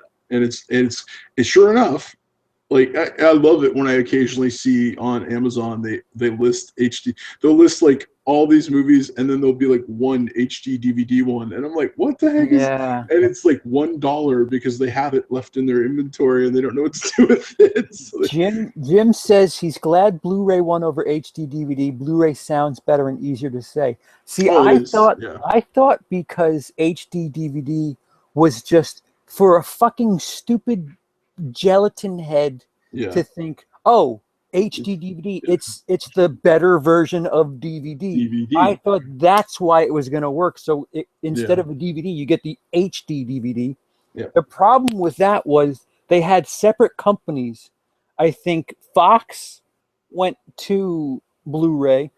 Obviously, it was Sony, so they had Columbia, Yeah. And then you had Warner. I think Warner split. I think you had Paramount on HD and Universal was on HD. The problem with Universal was they weren't pumping out things like Back to the Future, Yeah. They didn't put a lot of their old, Jaws. they didn't put a lot of their old catalog on it. Yeah, like dude, They were like, oh, here's our new movies, but they yeah. kind of were like, I think they're like, we're not sure on this one, so we're not going to put a whole bunch of old movies out just to have to re-put them out on Blu-ray The in case. problem was they kept packaging King Kong with everything that it was like, it's an okay movie, but it's it's not fucking Titanic. Like it's just King Kong. You gotta You're fight a little talking bit about harder. You're talking about the Peter Jackson one? Yeah. Okay. I remember I bought an HD DVD player that came with King With Kong. King And I Kong? was just like, oh, okay. And then Accepted came out straight to HD DVD, which is Oh, a yeah? Justin I Long like college. Accepted. Yeah. Accepted is not on Blu-ray. Is that true? It is, dude. If it is, I'll be shocked because as far as I know, not on Blu-ray. And if it was HD DVD, that makes perfect sense. Yeah, but Universal jumped ship since then. Yeah, but it is not on Blu-ray because I like that movie, and I went to I made a list of all my movies and went through them to see what was on Blu-ray, and that's not one of them.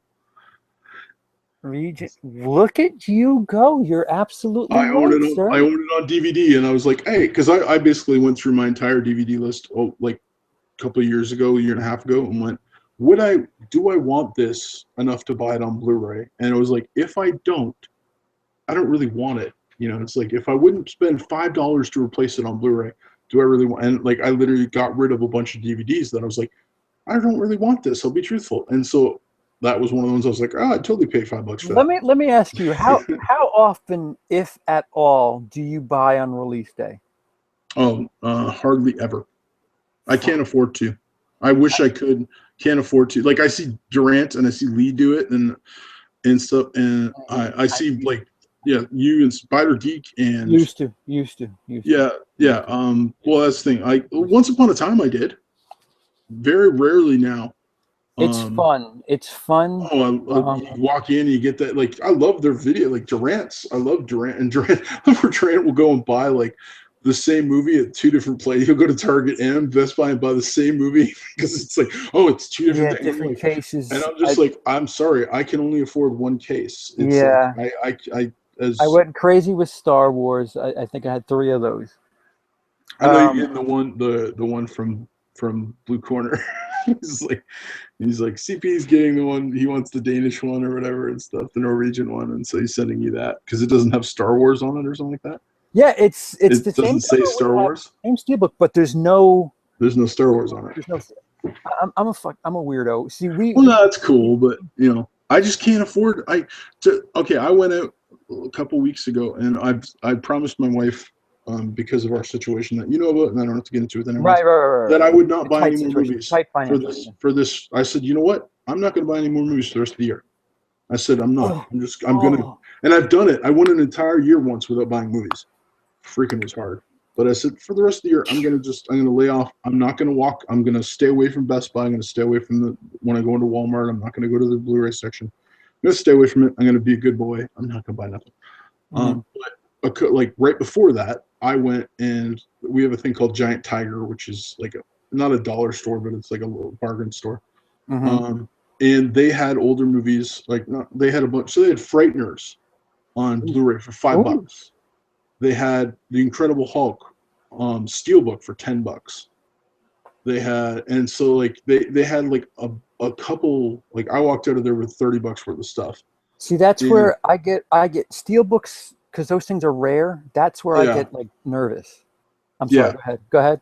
No, it's just so like I literally went like, okay, I'll get this, and so I came out of there. I spent $35 and I bought 6 movies, one of which was a Steelbook. Dude, that's not bad at all. And it's just like I could go buy a brand new movie and spend that much money. So it's like if I go out on release day, if I'm buying the Steelbook of like if whatever movie I want, like whatever movie comes out, I just spent roughly $30 by the time tax is done. Or I could buy 5 or 6 movies for that same price. And so I literally I'm at the point in my life where I don't have the money to go out and buy brand new. So I haven't bought Star Wars yet. I haven't bought. Yeah, I haven't, because I'm like, I can take it to the library if I want to watch it, and I'm like, I thought I was gonna buy it on May the 4th. Yeah, well, that's also another thing. You Canadians have your exotic libraries that have everything. Yeah, that have all these crap. That's But bullshit. I thought on May the 4th, I'm like, dude, May the 4th, they're gonna have a sale on Star Wars, and it'll be like $15. Nothing. I went everywhere, and there's like they didn't. It was the same price as it was every other day, and I'm like, don't they know it's May the 4th? And they even had signs, "Happy May the 4th be with you." And I was like, is your Star Wars on sale? No.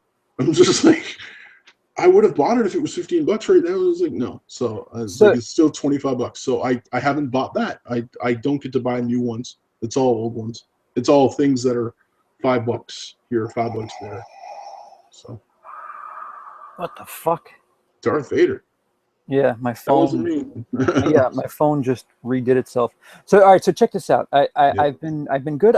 I don't think I've got a new release Blu-ray in a while, a very long while. But there hasn't been anything that's jumped out. Like The Witch, I probably wanted, but I'm kind of hoping it'll drop. June 7th frightens the fucking hell out of me as a Bluetuber. You have 13 Hours, which has its own steelbook at Best Buy. Zootopia, which really good movie. Hail Caesar. I've heard it's good. I've heard it's good, not the best. It's not, that's probably the one I could probably skip and wait for a cheaper price. The Martian Extended Edition. Wow, I didn't know they were coming with that. Right. Anomalisa comes out that day. I don't know if you've seen that yet. No, I know the one you're talking about. I haven't seen it. Mr. Right, which is actually very, very, very funny. That is a Max Landis scripted movie about a hitman who goes out with a girl. He's trying to impress her, but he doesn't lie to her. Like, they're on a date, and he goes out and he takes a guy out. And she's like, "Oh, what took you so long?" And that was a really long trip to the bathroom. He's like, "Oh, I just killed some guy in the parking lot." And she plays it off because, he's dry and witty, but he's actually going out and killed. He killed the guy in the parking lot. It's not the greatest thing ever, but it's really, really sharp. What is that? Is that the 5th movie I've listed? The Vinyl Season.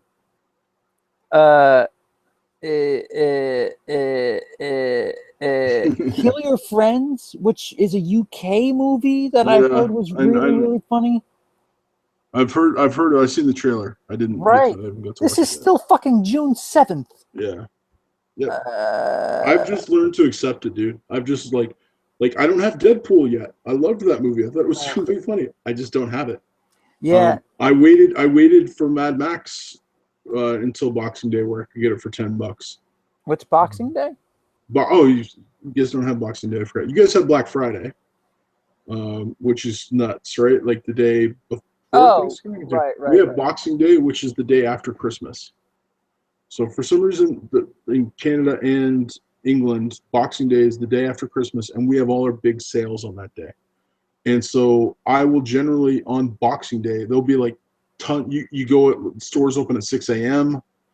You can okay. And it's like, you can, like, sometimes they have ridiculous deals where it's like, a flat screen TV for $50, and they have those. But for me, that's when I go and buy movies, and like in particular, and I'll usually spend like a couple $100, and I'll usually bring home around 35 movies, 35 Blu-rays. Quite often. And so I got like 15 from Amazon last year. Amazon does it too, where it's like 5 to 10. I love Amazon. I know. I absolutely love Amazon. If I could work for Amazon money, I think I would. And then just pay me Amazon money. We have the two places I mainly get movies are Best Buy and Walmart. Costco sometimes, but I hate going into Walmart. Yeah, so do I, but it's I don't know. So that's the thing, right? So it's like I will wait for Boxing Day. So I literally wait, and because my birthday's right near there, I get people to give me money. So it's like people go, "What do you want for Christmas?" Or we're like, "What do you want for your birthday?" And I'm like, "Money. Give me money." It's like I will not be offended. Give me $25. I will be thrilled. Give it to me just before my birthday, and I will go spend it on. Yeah, movies. you know what? That bothers me. People like when people ask, you know, what do you want, and you say a gift card or something like that. Like, well, I'm gonna do something personal. No, you're gonna fuck it up. Give me the gift card, and I know I'll get what I want with that fucking. I have a list. Years ago, I literally went through Amazon on their website and went through their entire movies from A to Z. And I went through by category and just went through. And when I found one that I wanted, I saved the picture. So I'd click on it, get the bigger picture, save the picture, and I made a list. And so whenever anyone says, hey, can I buy you something? And they're like, I want to buy you a gift. I'd be like, I'd love a movie. And I'd be like, and they go, oh, well, you have like 600, like you have like 1,000 movies. I go, no problem. Hold on 1 second. And I go and I highlight 25 of them or 50 of them, and I print out I print them out like this big, and so it has the picture of the movie with the title underneath, and I hand it to them and I say, give me one of these.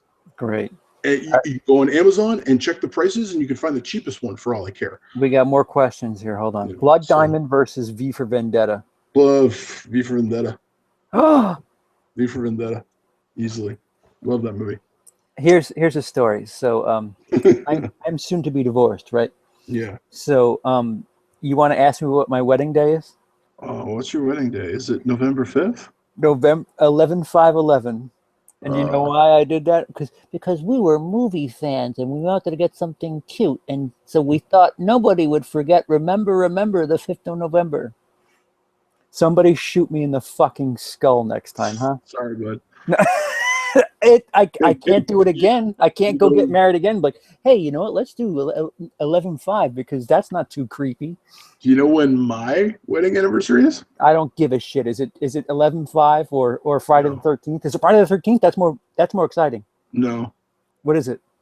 1, 2, 3, 12, 13, 14? October 31st. Oh, Halloween. I know. I think he told me that. Yeah, I got married on Halloween.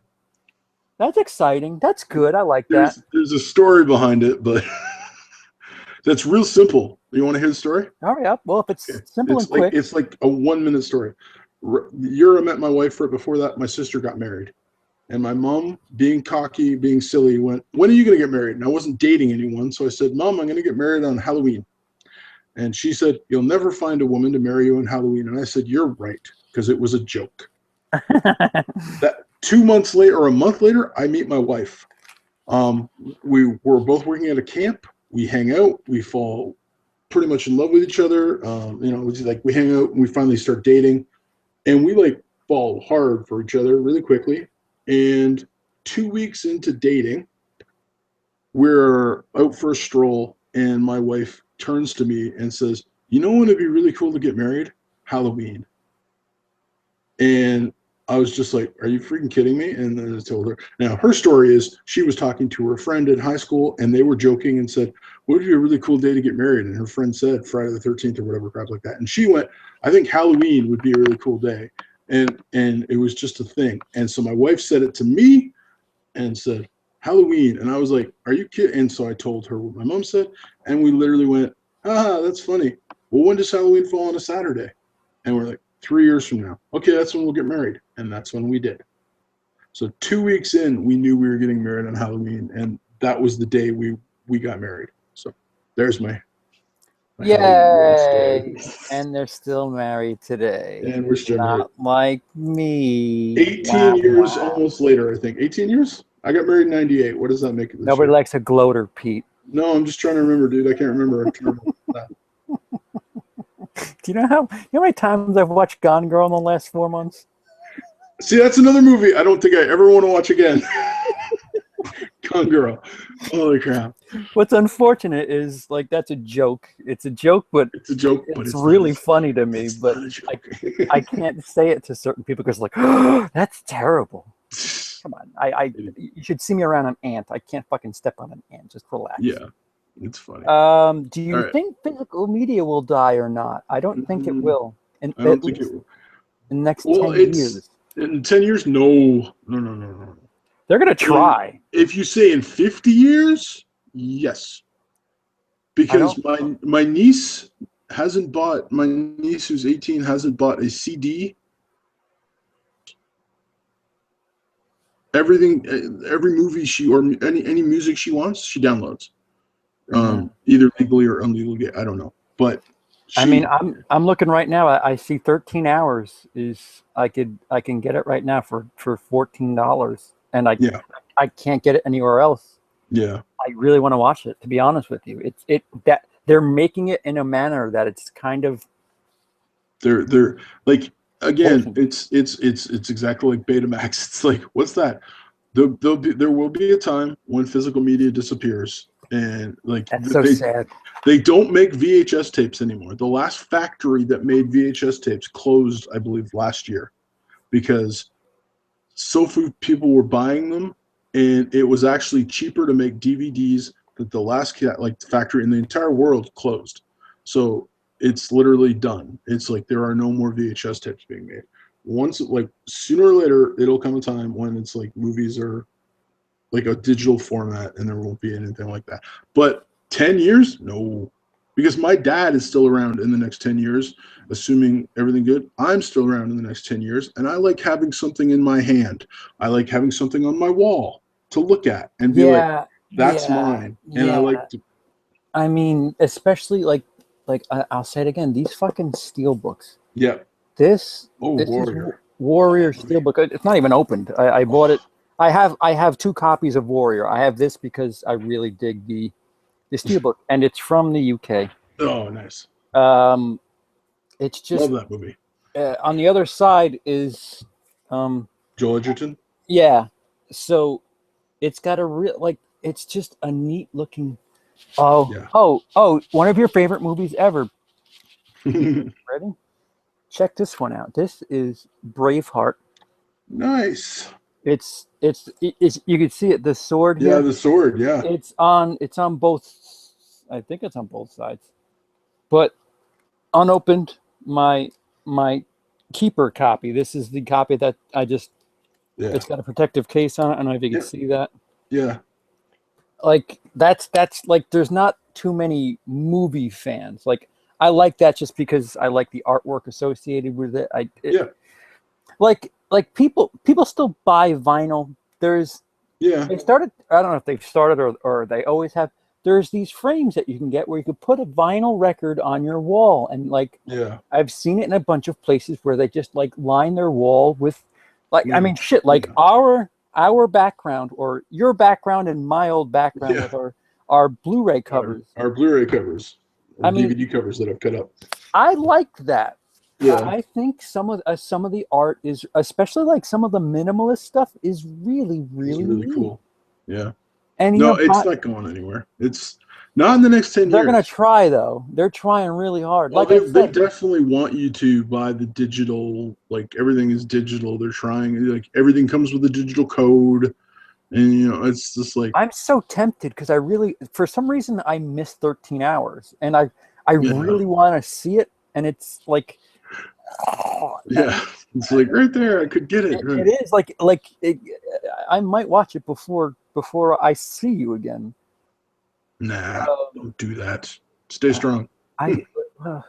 It's one of those things. Again, it's like I said, I've learned to be patient about what I buy, right? So it's like if I can buy 5 movies for $25, like 5 Blu-rays, or I can buy one that's brand new, but I could buy 5 that like I want, and I want all 5 of those.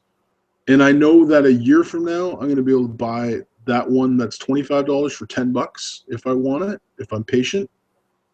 I've learned to just be patient and that's how my collection grows. Because if I don't have, like, dude, if I was a millionaire tomorrow, I'd probably like buy some more new stuff. But it's like, I think then I'd still probably be patient.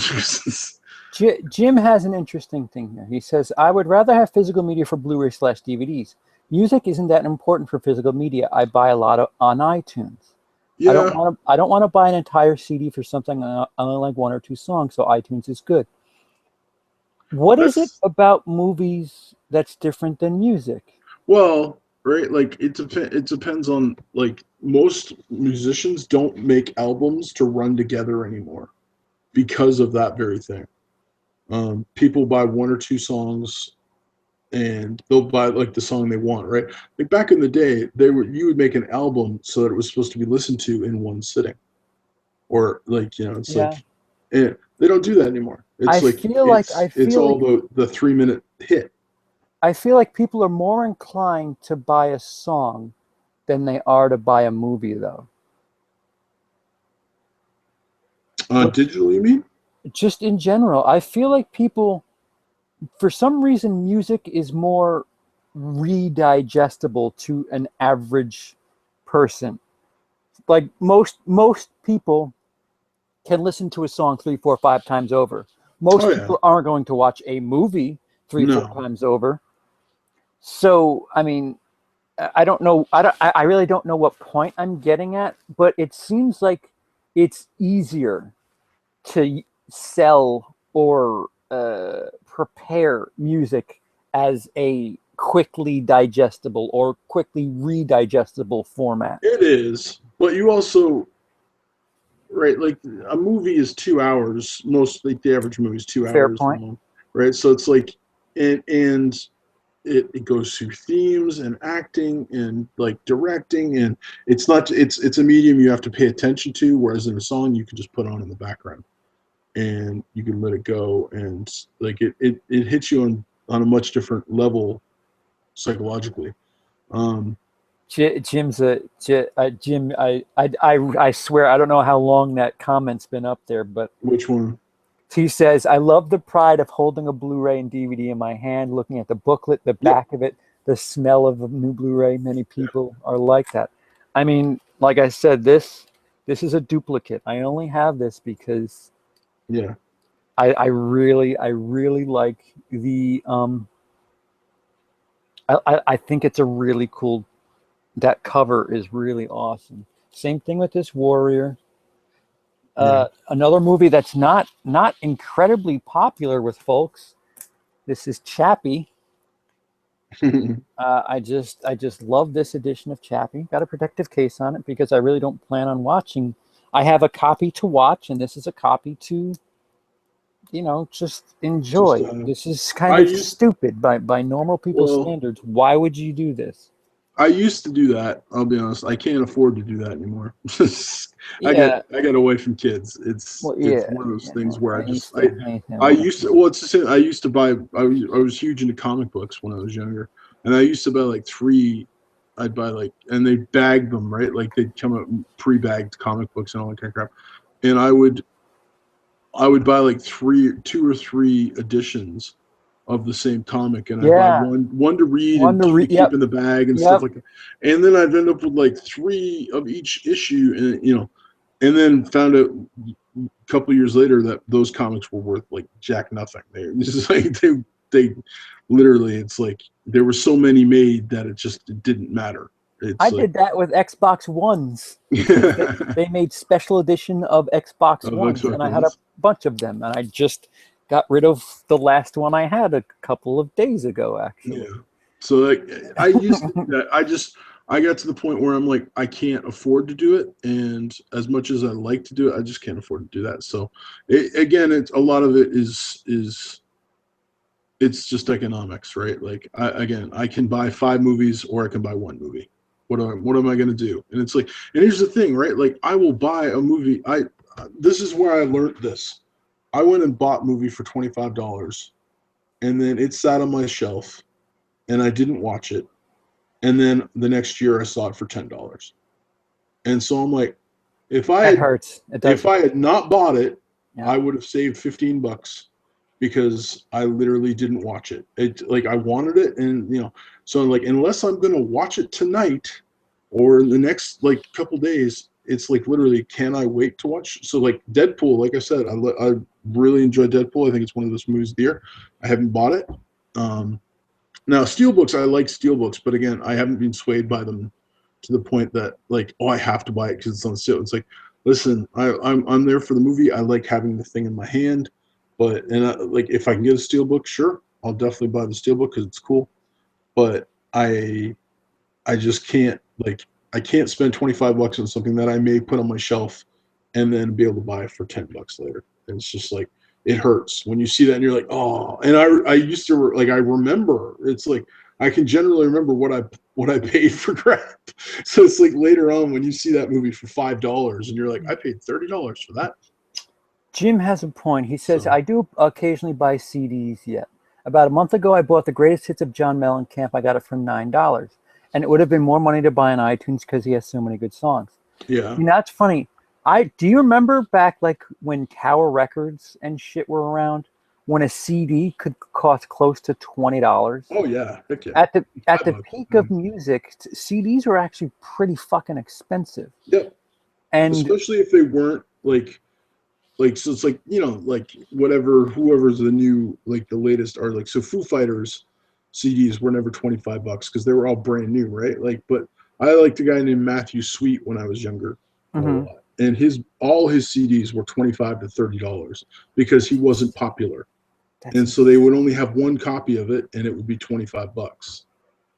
That's insane. And so, and like, I would save up and buy it and like play I'd play the shit out of that record. But it's like, meanwhile, it's like, why was that $25? It's like, you know, it's strange. There are moments when, you know, they abuse the demand. And I remember the early 90s where fucking Tower Records in them 1999 was like new release sale, and it was just like, the fuck, there's 11 songs on here, 1999. Then, by me at least, once we started getting Best Buys and their most expensive CD was $13.99, yeah, and they really tried to go $11.99, and every now and again they throw a fucking $9.99 in their release, and it was like, fuck, I could buy two of these things. It's lost leader, right? Yeah, then like, all of a sudden it's get you like, in the door. Yep. So movies, they do that in a weird, like, what was it? What did I buy that was like $12.99 on release day? Oh, Deathgasm. It's this little New Zealand zombie comedy. I saw the trailer for it. $12.99. Never seen it. But MSRP $12.99. I was like, yeah, fuck, I don't rarely see that on a Blu-ray. Yeah, especially when a fucking 3D whatever, like, you know, $29.99. It's strange. If you could afford to pump out little kinky New Zealand whatever Blu-ray at $12.99, what the fuck are you doing here with this Minions disc for $29.99? So, you know, I don't know if it has to do with cost or whatever, but I mean, you got to know that them selling it digitally, they're not paying some guy to put it on a truck. They're not paying some guy to drive the truck. They're not paying some guy to receive it on the other end. They're fucking paying some guy to make a copy of a file and send it, and then that's it. Did you see the movie Begin Again with Mark Ruffalo and Keira Knightley? I actually fell asleep on that. It's like okay, it's kind of a spoiler, but not really. But the thing is, like, he's a music producer and he gets fired. Yeah, he's a movie producer music producer that gets fired, and then he finds her, and she's like a singer-songwriter that doesn't have any faith in herself, and they kind of get together, and he's like, "Listen, let's make an album. We'll do it all around New York in different locations, every song, and then like the album's great, and they take it to, and they haven't paid anybody, they haven't paid any of the musicians and stuff yet, and they take it back to his company and that he used to work at, and they're like, oh, it's like, okay, we'll give you the standard deal. And she sits down and they're like, okay, standard deal is you, for every CD you sell, you get $1. And she's just like, what? And it's like, and how much are you selling the CDs? $1? She gets $1. $1. Okay. And they're like, that's the standard deal for all musicians, like that are on a basic deal. Were they bullshitting her? No. Apparently that is legit. Like a lot of what, like, so it's like a lot of smaller bands get $1 for every CD they sell. Okay. And so she's just like, okay, and they're like, well, we're handling all the distribution and we're handling all your promotion and so she's like, yeah, but I wrote everything and I did everything and I get $1. And they're like, yeah, that's the standard deal. And she's like, okay, I'll think about it. And then her and Mark Ruffalo go online and release the entire album digitally for $1. Because she's like, if I'm only going to get $1 out of it, I'm only going to charge $1 because That's awesome. And he gets his friends to promote it and stuff. And so it sells like hundreds of thousands of copies like right away. And all the money goes straight to her. And she's just, and like, they get nothing. And they're just like, well, why did she do that? And it's like, and he's just like, can we charge $2? And she's like, nope. Yeah. She's just like, if they were only going to give me $1, she goes, I'm only going to take $1. That's what I'll take. And we're backed up. No. Most songs are 99 cents and $1.29 each on iTunes. Some are 69 cents, but very few. Yeah, they're like the songs that nobody cares about on the album. That you may like, but most people don't. Yeah. So. Like you got to be really lucky to find a 69 cent. Majin, you can't buy scenes from movies. Good point. I wonder. And why would you want to? Like, it'd be an interesting theory, though. Like, I guess there's that whole bookmarking thing, and I'm sure with like digital, the way things are going, right? Like where it's like you'll be able to, like, because sooner or later, yes, the medium will go away in the fact of having something in your hand, and you'll be able to bookmark scenes because everything will be on a digital hard drive. You'll have a massive hard drive that has 10,000 movies on it and stuff like that. But say you're not a movie fan and you just want the Luke, I'm your father scene. Yeah, it's like, so you'll be able to bookmark it. So you'll be able to, like, well, you'd probably be able to buy the movie and you for the pay same $1 or price, some shit for that scene, and then you just bookmark that scene or something. I don't know. It's an interesting theory. Why don't they do it? I think when I watch a scene from a movie, like when I watch the scene from Jaws where he's like, we're gonna need a bigger boat. Yeah. I always end up wanting to watch the rest of the movie. It's like, dude, I want to watch 3 movies we talked about today. It's like I'm trying to find where my copy of A-Team is because I think I'm really gonna watch it. Either that or 13 hours. You know what I mean? Like it's when I watch parts of it, or even when we talk about quoting it and stuff. Like, so we were talking about the other day when I was quoting Ghostbusters all over the place for you.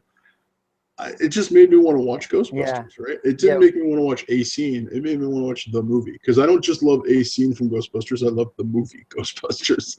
I love Jaws. I love Drive. I love Dread. I love, so it's like, even when I think of the one scene, it just makes me want to watch the whole rest of the movie, because I'm like, but I guess there are people out there who are like, oh no, I just really want to watch that one scene. Because there are times when I'm like, it'd be cool to watch that one scene. And YouTube has most of those scenes. Yeah. If you're going to YouTube and be like, hey, scene from Jaws versus we're going to need a bigger boat, you can find it quite often on YouTube. Like someone's got it illegally or whatever. I did top 5 Tarantino intense scenes. You can go look at that. Yeah. Even though you're probably going to disagree with me heavily. All right, so what was I up to? For example, I recently bought My House and Whistle by Flo Rida. Great songs. I don't know much from Flo Rida. I was going to say, I don't know Flo Rida at all. So I know Going Down for Real because I like that little way that song goes. Buying a movie digitally brings it into an impulse buy. I find myself buying movies at 12 o'clock in the morning when I want to watch a certain movie or not going to a store. I mean, that does, listen, like right now, here I am, 4 o'clock in the morning, and I'm literally looking at a screen that says 13 hours, $14.99, buy it, watch it now. You have 48 hours to watch it if you rent it. Yeah. How do you beat that? How do you beat not leaving your house? It's hard. There's also this thing, though, that Amazon does for, I think they do it for CDs. They do it for some movies where, I don't know if it's a part of it or you have to be a member of Prime or something. Yeah. They have a CD and it's $13.99, or you can get the auto rip for $14.99. You pay like $1 extra. They ship you the physical copy, but while you're waiting, you could download it. Yeah. And have it now. And I like if they could make that for everything. Yeah, just for like everything. Like, all right, You could have the physical copy, but here's a digital one just in case. Right now, in case you really need it right now, here's a digital copy. Shit, I lost place. I also bought "Stressed Out" by 21 Pilots. Great song. Wish we can turn back time to old days. That song, dude. I don't know what that is, Jim. I don't know. If it's hip hop, I'm not a very big hip hop person. It's also easier on the bank account buying songs digitally in iTunes. Maybe 5 or 10 songs per week for $5 to $12. Sure, absolutely. And plus, at 99 cents a pop, like if you only want one song. Yeah, if you're only after one song. I'd love to. We should probably get. So, do you know somebody that's really, really into music? Steve. Lawn gnome. Like really, really into music? Oh, he does reviews for it all the time. He does. All right, maybe we could do a show business and do some sort of digital comparison because I'm intrigued. It's cheaper. It's just legitimately cheaper. Here's the thing, right? It all depends. Do you like the song or do you like the artist, right? Because if you like the artist, you buy the CD because you want to support the artist. Are you really supporting the artist all that much by buying one song? Not really. It's like, it's like, oh, I like your one song. Oh, that's great. It's like, it's James McAvoy once said a little while ago, someone came up to him and was like, I'm a big fan of some of your movies. And it's just like, he was like, oh, thank you. Yeah, you're right. And he's like, I'll sign some of your poster. It's like, but it's one of those things like I'm a fan of Foo Fighters. So when Foo Fighters come out with a new album, I buy the album. I'm a big fan of Mumford & Sons, so I buy the album. Even though there's always some songs on the album where you're like, I like that one lesser. There's sometimes you're like, I don't like that one at all. But it's like if you want to support the artist, you buy the album. Another thing is you can ingest music differently. Oh, definitely. You could drive and listen to music. You could do work on your house and listen to music. Yeah. You can't do.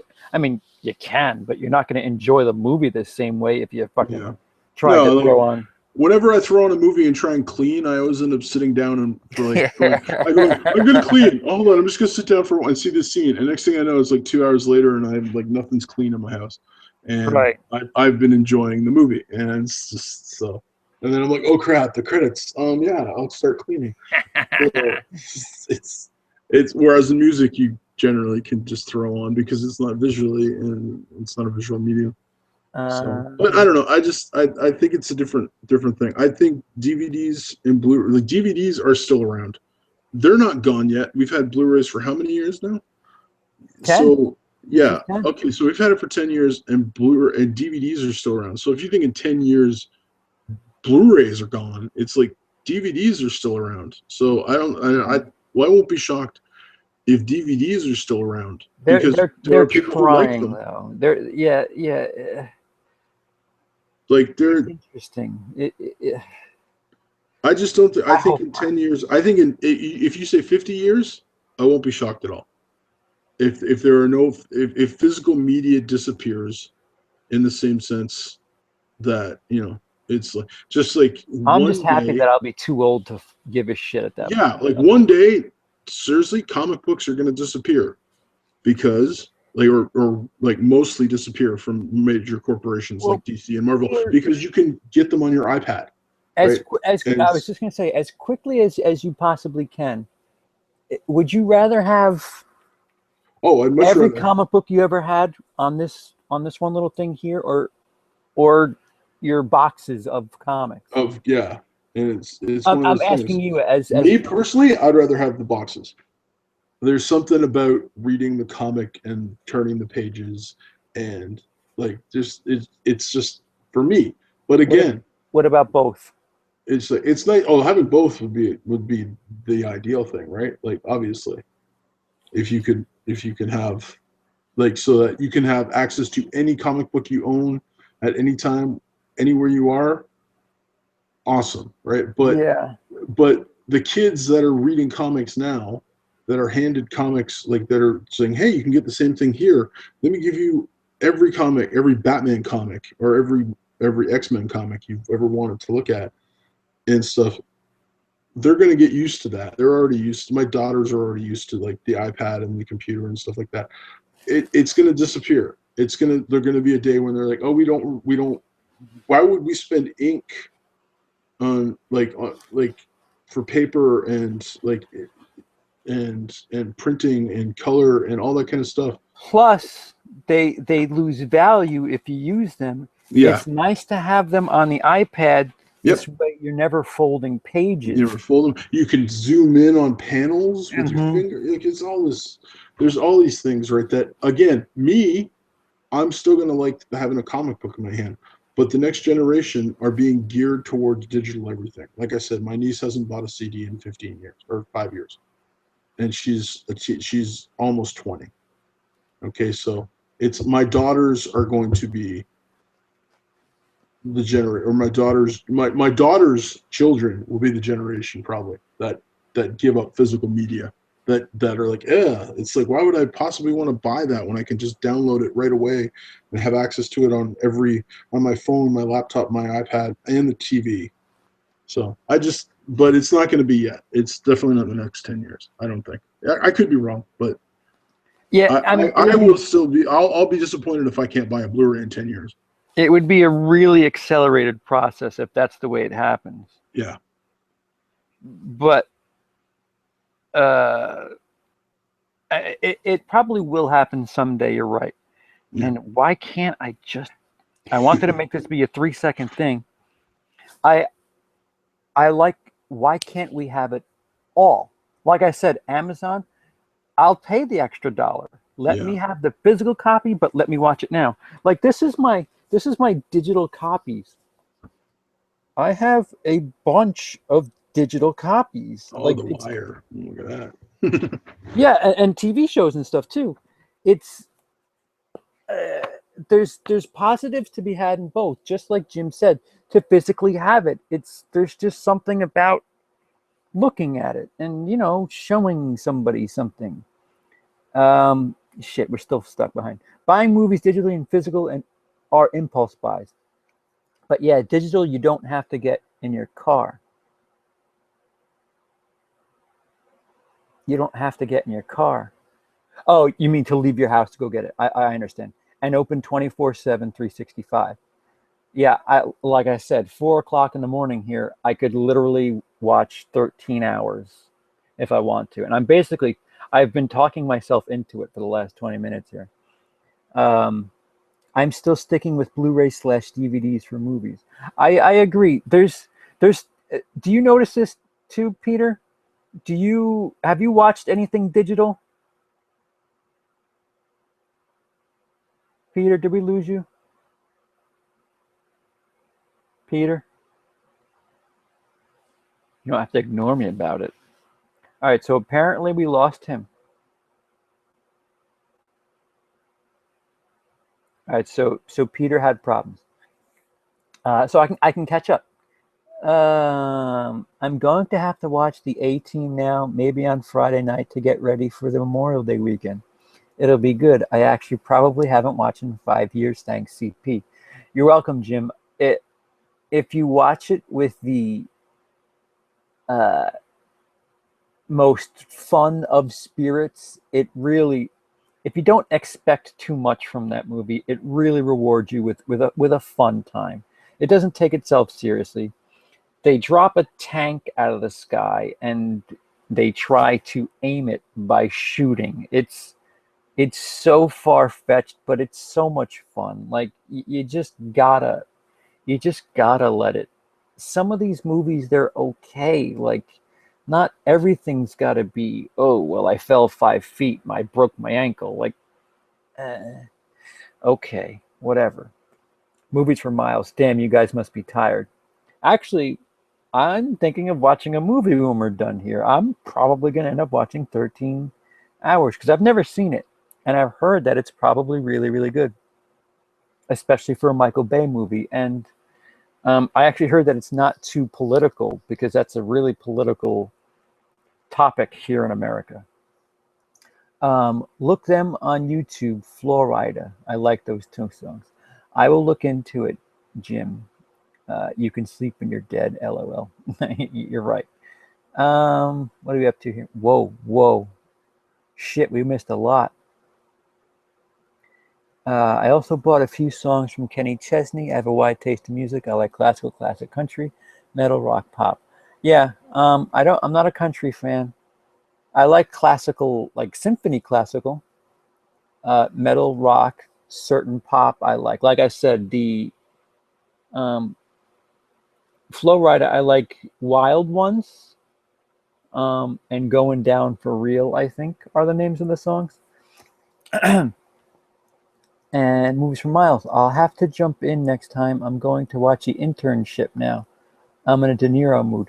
The name of the movie is The Intern. If you're watching the De Niro version, The Internship is with Vince Vaughn and Owen Wilson. Oh, and you get corrected anyway. So there. Oh, darn. Oops. My bad. We still streaming? Of course we're still streaming. Depends on how hot the intern is. Haha. I love comics. Whore of the Rings. LOL. It sounds like you're coming back, Peter. I am back. Sorry Okay. about that. My computer just went and just, I don't know. No, it's fine. I didn't realize how far behind we were, so I was able to. By the way, somebody did say that they were a fan of Green Street Hooligans, and I got to say I like that movie a lot. It was like way back there. Are you kidding? So, No. no. Do you know what I don't know what that movie is, and that was Green Street Hooligans. It's a soccer movie with. And you're not allowed to answer his stuff. Okay, well, Go ahead. It's a soccer movie with Charlie Hunnam and Elijah Wood about what's it called? Soccer? American guy who ends up like living in Britain or in England for a couple days, like it's supposed to be a couple of days with his sister who's married to like a British guy, and they kind of pawn him off on what? What? Shh! There's somebody behind you. I know. They pawn him off on the brother who's a soccer hooligan. Oh. It sounds familiar. Majin, you're going to have to show that to me, and I'll becomes the judge of whether or not I like it. He becomes a hooligan, basically, with Charlie Hunnam and stuff. It's good. I like it. There's a sequel, which I have not seen and don't really want to, but I enjoyed that movie. So. Oh, we've got a bunch of porn titles now. Whore of the Rings, American okay. Missionary Position Impossible. Okay. Oh, boy, here we go. All right, so it looked like we didn't get lost. They just went apeshit with the titles. A Tale of Two Titties. I love the physical copy. I think that's just Patrick saying he loves the physical copy of movies. Titty Titty Bang Bang, Forrest Hump, Analyze These. Tits a Wonderful Life. Pump Friction. And we're caught up. There we go. Okay, so that didn't take Sorry, long. People. My computer just decided to freak out. No, it's it happens. like I said, it was good. I was able to power through all that. So, is there anything of the recent film history that you are intrigued about and or want to talk about before we close up? Anything? What's interesting you on the summer that isn't Ghostbusters? My biggest thing for this summer is Suicide Squad. I'm desperate for that to be good. Okay, so let's have fun here. A, what if it's not good? B, what if it's great? C, what if it's just eh? Yeah. D, what if it's Man from U.N.C.L.E.? And by that I mean, what if America, or I'll say America because the world we can't judge. Yeah. They like Transformers. What if we're just Yeah. All right, enough already. Yeah. So I gave you 4 scenarios. All right. So the first one was, what if it's not good? I will be forced to commit Harry Carey. No. If it's not good, what happens to DC as well? they're going to keep motoring on because they got too much invested in not going. Like, yeah, they'll just be like, well, that was the thing, wasn't it? But I can't see that being the case. Like, I can't see that. Like, I can't see it being not good. I could see it being, that was okay, you know. I don't see it being as divisive as, I don't know if that's the word, but as Batman versus Superman, right? Like, I don't see, because people either love that film or seem to hate that film, right? I don't see it being people being that black and white about it. I think people are, because, and a lot of it's because like a lot of the people don't, other than Joker and Harley Quinn and stuff like that. And the average person, this to be honest, the average person on the street doesn't know who Harley Quinn is even. Like, go to Comic-Con, every person knows who Harley Quinn is. But you just go downtown like Toronto and ask an average like business people, hey, who's Harley Quinn? They'll be like, what? No clue. Right? It's like, so there's not a lot riding on the characters the same way that there was in Batman versus Superman and stuff. Like the Joker, people are either going to love it or hate it. A lot of people are kind of leaning towards it being a different take, and I think it's going to be a different take enough from Ledger's that people go, okay, he's not trying to mess with, like, because like you're not going to top Ledger on. I just don't think he could. So well, they said that about Nicholson, and it was they did, but different good. But like Nicholson went one, like to top Ledger. I don't know. I just can't see it. But maybe he could. But I'm doubting it. But it's one of those things where I think it's probably going to be either good and people are going to be happy with, or it's going to be spectacular and people are just like, wow, did you see that freaking movie with the thing? You know, it's like, even if they don't know, because like a lot of them again won't know who it's like, yeah, it's like Batman was in it, it was really cool. Joker was there. It's like, it had all these, like Will Smith was in it. It's like, and that's what they'll remember. They won't remember Will Smith's name as being Deadshot. They'll remember Will Smith was in the movie. And there was a really good looking girl with white skin, and you know, it's like they'll remember that crap. And like, I think if that's the case, I think it's gonna do well.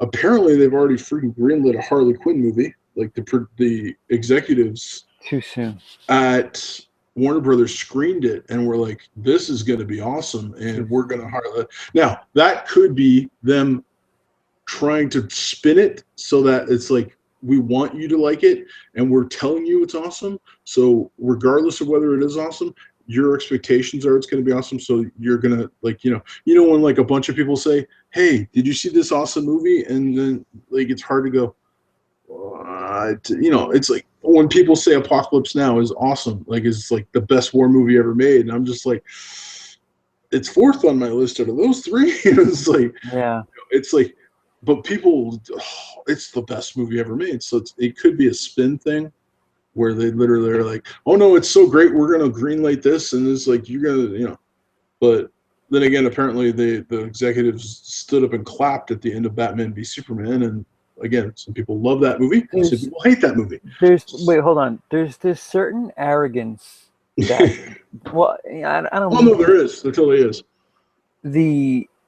The arrogance of studios with all types of comic book properties, yeah. that I don't know why they have this arrogance, and I know why, it's the money, but they're defying all the rules that they've had in Hollywood for what, a century? Yeah. I mean, they have Marvel movies planned till 2022. Yeah. Meanwhile, you have things like stuff that a Jennifer Lawrence film, a Leonardo DiCaprio film that is in development hell.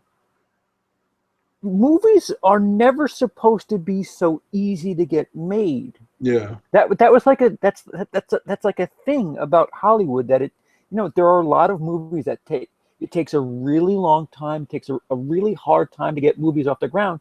But then sure enough, here comes Marvel, and and Disney, and Disney, and suddenly And then- they had, well, yeah, DC's trying to do it. and now Warner Brothers is well, Yeah. Warner Brothers is like, oh, if you can do that, we can do that too. And Warner Brothers does have big pockets, but not Disney pockets, but they have big Yeah. pockets. Warner and Fox and Yeah. Sony, when they feel perky enough, are the ones that keep getting kicked in the teeth trying to do the same thing. Yeah, Like, and that's part of it. Like, well, part of me kind of roots against Marvel just so they get kicked in the face. And, yeah, like, you can't override Hollywood like that. yeah, You know, you can't just perfectly predict the way things are going to line up until Yeah. 2023 because, well, that's the way we have it set up. No, you know, if Yeah. this fucking Oscar bait movie can't get made for 10 million, yeah, how dare you make this map for 12 years? yeah. It should be like that for everything. Yeah. I'm sorry, go ahead. No. I agree. It is one of those weird things that but the Disney and Marvel have got their formula down, and they I think after Avengers they realized, okay, if we do this, and like we'll take some risks, but overall we're gonna, like with our main movies, which is the Avengers, because if Guardians of the Galaxy had busted, right, they would have written them out of the Infinity stuff, right? If it had bombed, if it had Fantastic Four sticked, they would have just been like, oh yeah, that was something, but it would have like you would never have seen those characters again. Meanwhile, now they're going like those, like you got Guardians of the Galaxy 2, and they're going to be in the Infinity War, probably the second part. At least that's what I was told. So it's like they're going to be merging that whole big thing, right? But it's like if it had died a death at the box office, they wouldn't have done that. But once they hit Avengers and they realize, hey, we can keep making these similar movies over and over and over and over and over and over and over and over. We can just let's flip and take it and publicize it and just say, hey, this is our schedule. We're good until this time. And you know what? You're going to pay money to see it because you paid money to see all the other ones. It's arrogant. It is so arrogant. I mean, 2 years Disney. ahead, I could maybe get into 2, 3, maybe. Yeah. I mean, shit. Even Star Wars, as much as I love it, all right, you're planning, you know, a trilogy or whatever, but then you Yeah. have all this side shit. Like, Yeah. stop. Yeah. And what I like is something like Virgin, whatever the last one was, fucking fell on its face hard. Oh yeah. Uh, the Allegiant or Yes. I don't know what it's called. Whatever. So it's about time that, like, that's what I was waiting for. One of those young adult series to like open up well, but not finish it off. But not finish it off. And I think Maze Runner may be that one that's like they're just gonna go, let's give up on that. But then again, maybe I'm really wrong on that. Yeah. But I'm sorry. No. It's just, I was just gonna say, but Marvel, they just keep making money, and they've realized what, like it's so funny because like for years they were told that comic book movies could not make money. Like for years, this was just like it was like a known fact. Comic book movies could not make money. Don't make them. And then something changed, and all of a sudden it's like, okay, they can make money. And then it's like, oh, if we do this, they can make $1 billion. It's like, and now it's just like, I need to stop you for a second. Yeah. Thank you, Majin. He bought me 13 hours. oh, dude, what a nice guy.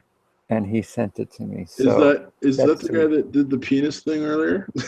yeah. There you go. It's all worth it. There you go. Thank you so much, Majin. I'll call you Majin. I don't know if you want me to use your real word.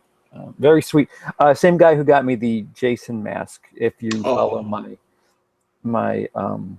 my Instagram, very, very sweet person. Well, Majin, I sent him a poster. So there. Yeah. Actually, you know what? There. If I had a camera in front of me, I probably would have got choked up in a rivaling manner that I did when I got your poster. because that when I shot that was very on the fly. I was like, all right, let me give him my reaction in real time. Did I tell you I showed that to my daughters and it made them cry? Did it really? Yeah, because That's so I didn't sweet. show them originally. I don't know why I didn't show them originally, but I showed them after they watched Major League. I showed them, and they were both like with tears in their eyes, and they're like, "That's so nice." So yeah, they It meant both a cried. lot, man. I mean, I know what, maybe $20 at most. It's sometimes it's not. It's so strange. These people like to buy a fucking car for their wife for Christmas, and so sometimes it's not shit like that. It's Actually, the thought. Like the funniest thing was it cost more to ship it than it cost to get. I believe it. Oh yeah, because when I sent you the program, I was just like, fucking, can I just drive it there? What the it fuck, costs man? more to ship it than it did to buy the thing and the frame and stuff. Are you not even here, Majin? Did you leave already? All right. That's I nice gave you of him. credit, but you know that I nice. really do. I promise I will watch it tonight, especially now. Yeah. So. Oh wait, we have more. Top 3 Wes Anderson films. Oh, flip. I'm gonna go with. I like Fantastic Mr. Fox. That's gonna be up there. For I like it, but it's probably not my top. My favorite, or again, best probably. I don't know. For me, Moonrise Kingdom. Grand Budapest Hotel. I haven't seen that yet. I own it. I haven't watched it yet. Probably Roy Tenenbaums. Oh no. Aquatic Life of Steve Zissou. I'm gonna go Fox, Tenenbaums, and I'll go Moonrise. Moonrise Kingdom. I liked Moonrise Kingdom a lot. Fantastic Mr. Fox. Really and Royal Tenenbaums. I just, when I see a fox say "what the cuss," that's all I need. See, but that wasn't meant for kids, right? Like at the same time, it whereas an Angry Birds is. Yeah. So there's a difference there. But yeah. No, I love the Aquatic Life of Steve Zissou was great. I don't think. So. See, they had a sale at Criterion. Yeah. Oh, I love Criterion. That's my Zavi. Yeah, I just dumped a bunch of Wes Anderson. I was just like, I haven't seen it, but I'll just buy it. Fuck it. Yeah. No. And I don't know if Life Aquatic was one of them because I don't think I have it. Yeah. No. I don't have. I only have 4. Everything else? No, it's nothing to worry about. Okay. I only have 4 Criterion collection because I can't afford them. They're pain in the ass. Like, can you drop below $20 just like one? I know. Like occasionally, I do, like very rarely, and it's just like, oh, I want to buy this. And like, I literally own 4 Criterion collection. I own like 7 Samurai, Godzilla, 12 Angry Men, and can't remember what the other one is. We have all the exact same ones. Yeah, it's like I have one more, and it's just like I can't afford. Like I get them. I say, hey, you want to buy me a present? Yeah. What's the price range? $30. Okay, here. See if any of these. Yeah. Please cover the tax. See if any of these are good because I love Criterion Collection, but I only have 4 of them because I can't afford them. 12 Angry Men. Brazil, Hidden Fortress, which I haven't watched yet. I haven't watched it yet. Wish I had Hidden Fortress. Eyes Without a Face, The Game, Godzilla. Yeah, I got the original Godzilla. That's what that is.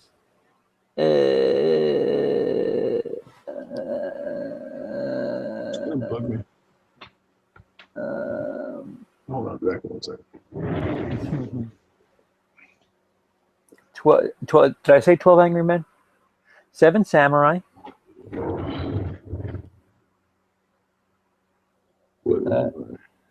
So I said 12 Angry Men and 7 Samurai.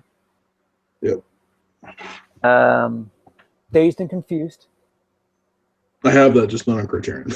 Scanners. I got that for $5. Oh, you have Scanners? I'm jealous. Haven't even watched it yet, neither. I love Scanners. Videodrome. That's a great one Videodrome. too. On the Waterfront. The Graduate. Fisher King. Rushmore. And the Royal Tenenbaums. Oh, and Fantastic Mr. Fox. I guess those were the Wes Anderson movies I got. Did they not make Life is Aquatic? No, I think they did. The Great Dictator is the other one. Charlie Chaplin. I got that. I want that one. Yeah. It's so, yeah, I showed it to my daughters last Remembrance Day, I guess. So yeah, those are the only 4 I got. I wish I had more. I especially like anything from Kurosawa. Yeah, is on my list. Like whatever Kurosawa has that. Anything that man has made is on my list. All right, so I'm going to make both Jim and Patrick jealous with this. This is a Manhunter Steelbook. Oh, this nice. Is the Zavvi edition. The Zavvi one. Yeah, see, Zavvi. The one thing I want from Zavvi is they have the Ip Man trilogy, which I saw. And I was like, ooh, I'm like, I want that. And this is gorgeous. I don't like this movie that much. I just remembered after watching it. We just watched it. Yeah, I'm like, it's not really as good as Yeah. Wait till you see my review coming up soon, right? I think, I don't know, next week maybe, or the week after. I think I gotta edit mine still. It's filmed. Oh yeah, mine's filmed too. I just have to not edited. Oh wait, more Jesus. Oh man. For him, it's number 1's Rushmore, number 2's Royal Tenenbaums, number 3 Grand Budapest. I haven't watched it yet. The one film I don't like from him, is I think it's called The Darjeeling Limited. Okay. I just couldn't get into it. I tried watching it and like literally lasted like 25 minutes, 30 minutes, and was like, I'm just not interested. You have to be in a really certain kind of taste. Yeah, like you got to be in a mood to watch them. And yeah, that, like, I don't know. And I like the cast and stuff, but I don't know. There's something about it that I just didn't like, and I gave up. And I think I've watched all his other ones. I don't know. He's a great filmmaker. He's a very niche filmmaker, but he's a great filmmaker. Oh yeah, you could tell his movies right off of like just looking at a frame. You're like, oh, that's a Wes Anderson film. Also going to pick up Jeepers Creepers 1 and 2 from Shout Factory. Yes, I think Dennis is having those sent to me, and I'm going to inherit his old copies of Jeepers Creepers 1 and 2. See, sending stuff to Dennis must cost you a fortune. Yeah. He just did an unboxing, and I'm like, holy crap, that must have cost a lot. Well, that's what happens. We wait for, I mean, because we've traded back and forth, I think, maybe 10 times by now. But what we've learned is, unless it's something urgent, wait. Bunch it up. Yeah. Because I think that last box that he had was like $58 to ship it. Oh, jeez. Yeah, it hurts. It really hurts. But I love him. He's my best friend. Oh no, that guy's awesome. Yeah, and I love fellow Brutamans. Every time it makes me laugh. I saw it on IG, so I'm not jealous. Oh, you're referring to Manhunter? Yeah, because I did put that picture on Instagram. Grand Budapest will be up there once you see it, CP. I've heard. It is. It's very good. I enjoyed that movie a lot. I agree, Majin. Great film. Cinematography is breathtaking. What did he say? I haven't seen him say anything in a while. I'm not here. Okay, hold on. He's not here. I don't. Jim, what are you referring to? What did Majin say that was a good film?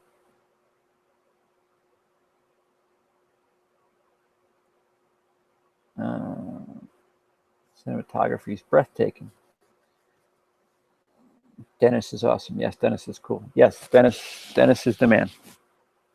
You can't buy the loyalty that Dennis gave me through some of the thicker times in my life. Unlike some other people that wanted to make videos and complain about how much I didn't support them. Hey, you suck, dude. I tried my best. No, not you. I don't know. Do you remember what film Majin talked about? That shot wells and colors were great, visually appealing. Probably Grand Budapest. Yeah. So if Suicide Squad just kind of flakes, yeah, what do you think that says for? I think it doesn't change too much, but I think if it does really well, I think it'll say a lot. It'll help. It'll give DC a much needed boost. Yeah, they need to listen. Just don't take any risks. Kind of marvel it for 2 movies. Get yourself get some. If you got to bring Christopher Nolan in back just to do something. I mean, if you think about it, they had the greatest little trilogy that they could have just continued that universe. Just jump off of that universe. Yeah, they didn't want to, because then you don't have Bruce Wayne as Batman, and that's why they didn't or if they do, he's gonna come back. Fine, then in that universe, let's see what happens with Joseph Gordon-Levitt. Yeah, I would have been fine with him trying out and stuff. Do you think Tarantino will retire after his 10th film, like he mentioned? I hope not. I hope. I think he's been saying that. I think he said 7 he was going to be done. I think he said 8 he was going to be done. I think he said 9 he's going to be done. I've heard for a while. I think at 7 he said 10. He had said previously. I remember when he did Jackie Brown, which was his 3rd film, I believe. Okay. He said, "I'm probably only going to make 4 or 5 more films." He's too good. And he made Jackie Brown, which again I think is an underrated film of his. But I'm also kind of in love with Pam Grier, so I might be biased. But he since 7 he's been saying that he thinks 10 is kind of where he's going to cap it. Now what he said was he plans to write novels and maybe produce plays and stuff. So it's but again, I think I agree with you. He's too good at what he does to just. But he's I don't want to be that filmmaker that's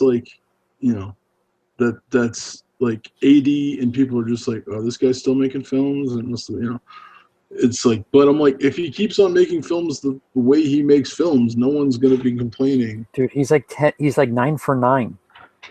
I mean, shit. Even the weird Grindhouse one is still kind of good. Oh, the second half of that movie is fantastic. The first half is just too talky.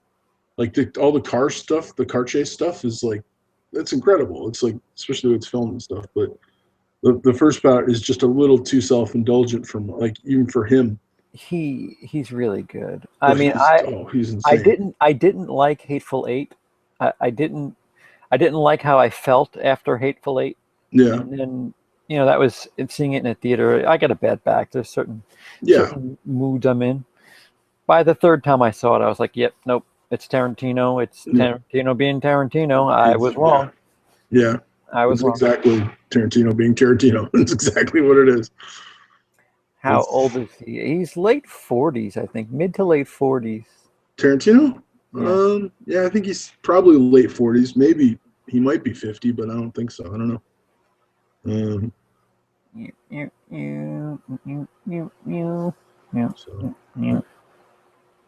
you checking? Yep. Yeah, I'm since CP will check, I don't have to. Oh, wow, no, he's 53. Really? 53. Really? He's aged well. He's got plenty of time. Plenty of time. Yeah. And there's the question. What? Top 3 Tarantino films. Yeah, people are going to hate this. This Pulp Fiction's not it. I don't blame you. I don't blame you. I mean, all right, mine. Yeah, it's still the same. So, Inglourious Bastards, Django Unchained, Pulp Fiction. That's my top 3, starting with Inglourious Bastards being number 1. Yes. Yeah. I literally agree with exactly what you just said. Awesome. Inglourious is my favorite. Yeah. Django, I think, is a close second, and Pulp Fiction's a very close third. Yeah. Inglourious Bastards, I think, is absolutely incredible. The first 15 minutes of Inglourious Bastards, I think, is the tensest 15 minutes I've ever seen on film. I'll see your 15 minutes and raise you the bar scene. Well, the bar scene, the bar Dry scene Glazer is, scene. yeah. Like, Did you see my Q&A video? What?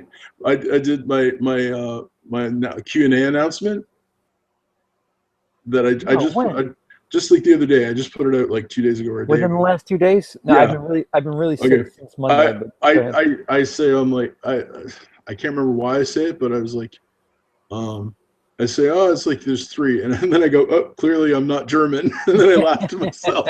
Every time I have to do 3, I always put up 3, and I don't do it on purpose. I just naturally put up 3 fingers, and then I go, oh, not German, am I? It's like, yeah, the one difference with the first scene is because I'm like, what's happening? Like, why is he asking these questions? But then I'm like, what's happening to the girls outside? I was like, are they being raped right now by the German soldiers? I'm like, what is happening? And then he's switching languages, and then he's like, holy crap, it's just so freaking tense. Like, I literally saw it in the theater, and the entire theater, the second the scene ended, went, yeah. It's like literally a huge sigh of just like, holy crap. And then the funniest thing, of course, was like, a couple minutes later when Donnie is killing the guy with the baseball bat, an elderly couple got up and left.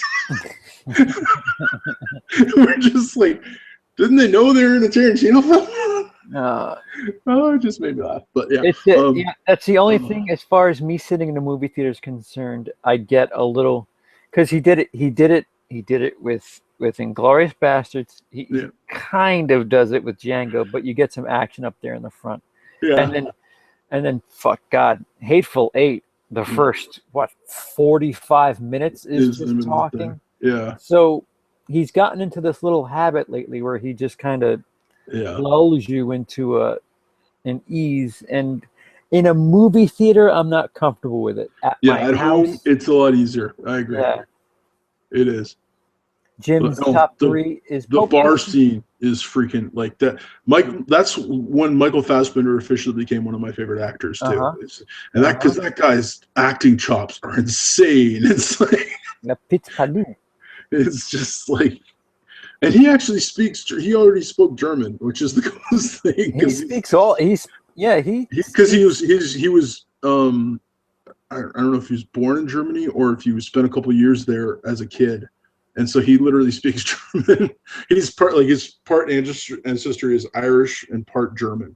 And so he speaks German like fluently. And I'm just like, holy crap, guys, like, there's nothing he can't do. And then you see a movie like Hunger and you're just like, I salute you, sir. Because, it's like, just when you think that man couldn't get more awesome, you're just like, okay, yeah, you got that too. Okay. Jim's 3 is number 1 is Pulp Fiction, number 2 is Inglourious Bastards, number 3 is Reservoir Dogs. Patrick's is Hateful Eight, Pulp Fiction, and Reservoir Dogs. I love Reservoir Dogs. It's for me. It's near the bottom for me. I want to throw him another $10 million of budget and then see it. Yeah, it'd be interesting. Although what he did was incredible. No, it was. I just, let me see some more locations. Let me see a prettier picture. Yeah. Wiggle with it a little bit. I just love all right. that he does whatever he wants as a director. Like him and Nolan are the two guys right now that basically Right. just like, nope. It's like, oh, can you do this? Nope. We'll do what we want. It's like, Yeah, it's exciting. like It they really is just don't exciting. they don't care what anyone says. They'll do what they want to do, and they'll do it exactly they want to do it. And to me, they've made some of the best films of like the last 10 years easily. So Mhm. yeah. All right. Least favorite Tarantino film? I would say Jackie Brown. See, that's no, me. I gotta go Death Proof. That's everybody's pick usually. Yeah, it is, but I totally It's understand hard. why. It's it's very exactly what it wants to be, but it's just out of the films he's had. Like again, I'm very favorable to Jackie Brown partially because I have a crush on Pam Grier, and I have Yeah. for a very long time. So it's like Foxy Brown. I usually hear Jackie Brown, Death Proof, or one of, if not a combination of Kill Bill. See, I just consider Kill Bill one film because it's So really do one I. film that just got split into two because of time constraints. It's just weird. It takes a weird. Part one is really. I didn't hear that. Part one is what? Part one is really like different than part two. Yeah. There's so much fun stuff going on in part one. Then part two is just like black and white. Yeah. Lot, like the cartoon in part one, the color, like Yeah. everything. The Crazy 88 fight. Yeah, a lot of fun stuff going on in part one. And part two is just a lot of slow. Yeah. Yeah. To watch it as one film would be interesting. I'd like to see some of the footage interlaced and kind of re-edit it. Yeah. I don't know. All right, so I'm wearing down. Peter, you got anything else to say to these folks before? No, thanks before for we... watching us, I guess. If no, definitely. Crazy people watching me and CP talk about films. Thank you, Jim. Thank you, Patrick. Thank you, Majin. Thank you, Majin. Thank you, Majin, for sending him the movie because he's going to watch it and he's going to tell me tonight how good the movie is. For my entertainment for the evening. Tonight, if you're not doing anything around 6 o'clock, we are watching Blade Runner, the final cut, on Brian Lomax's channel. Mm-hmm. And going to be commentating with me and CP and Lee from Drum Domes and Brian Lomax Movie Talk. And in 13 hours, actually. Yeah. So in 13 hours, you're going to tell me how 13 hours is. Yeah. That's the way All right, guys. So that's it. Again, thank you so much for hanging out with us in the chat. We probably wouldn't have stayed this long if it wasn't for you guys. Yeah, we probably wouldn't have. So. All right, then. So. Thanks, Peter, everybody. Say goodbye. Bye, everyone. Thanks for hanging out, and check out my channel if you ever get a chance. What is your channel? It's called Bearded Movie Guy because I'm a bearded movie guy. So that's it.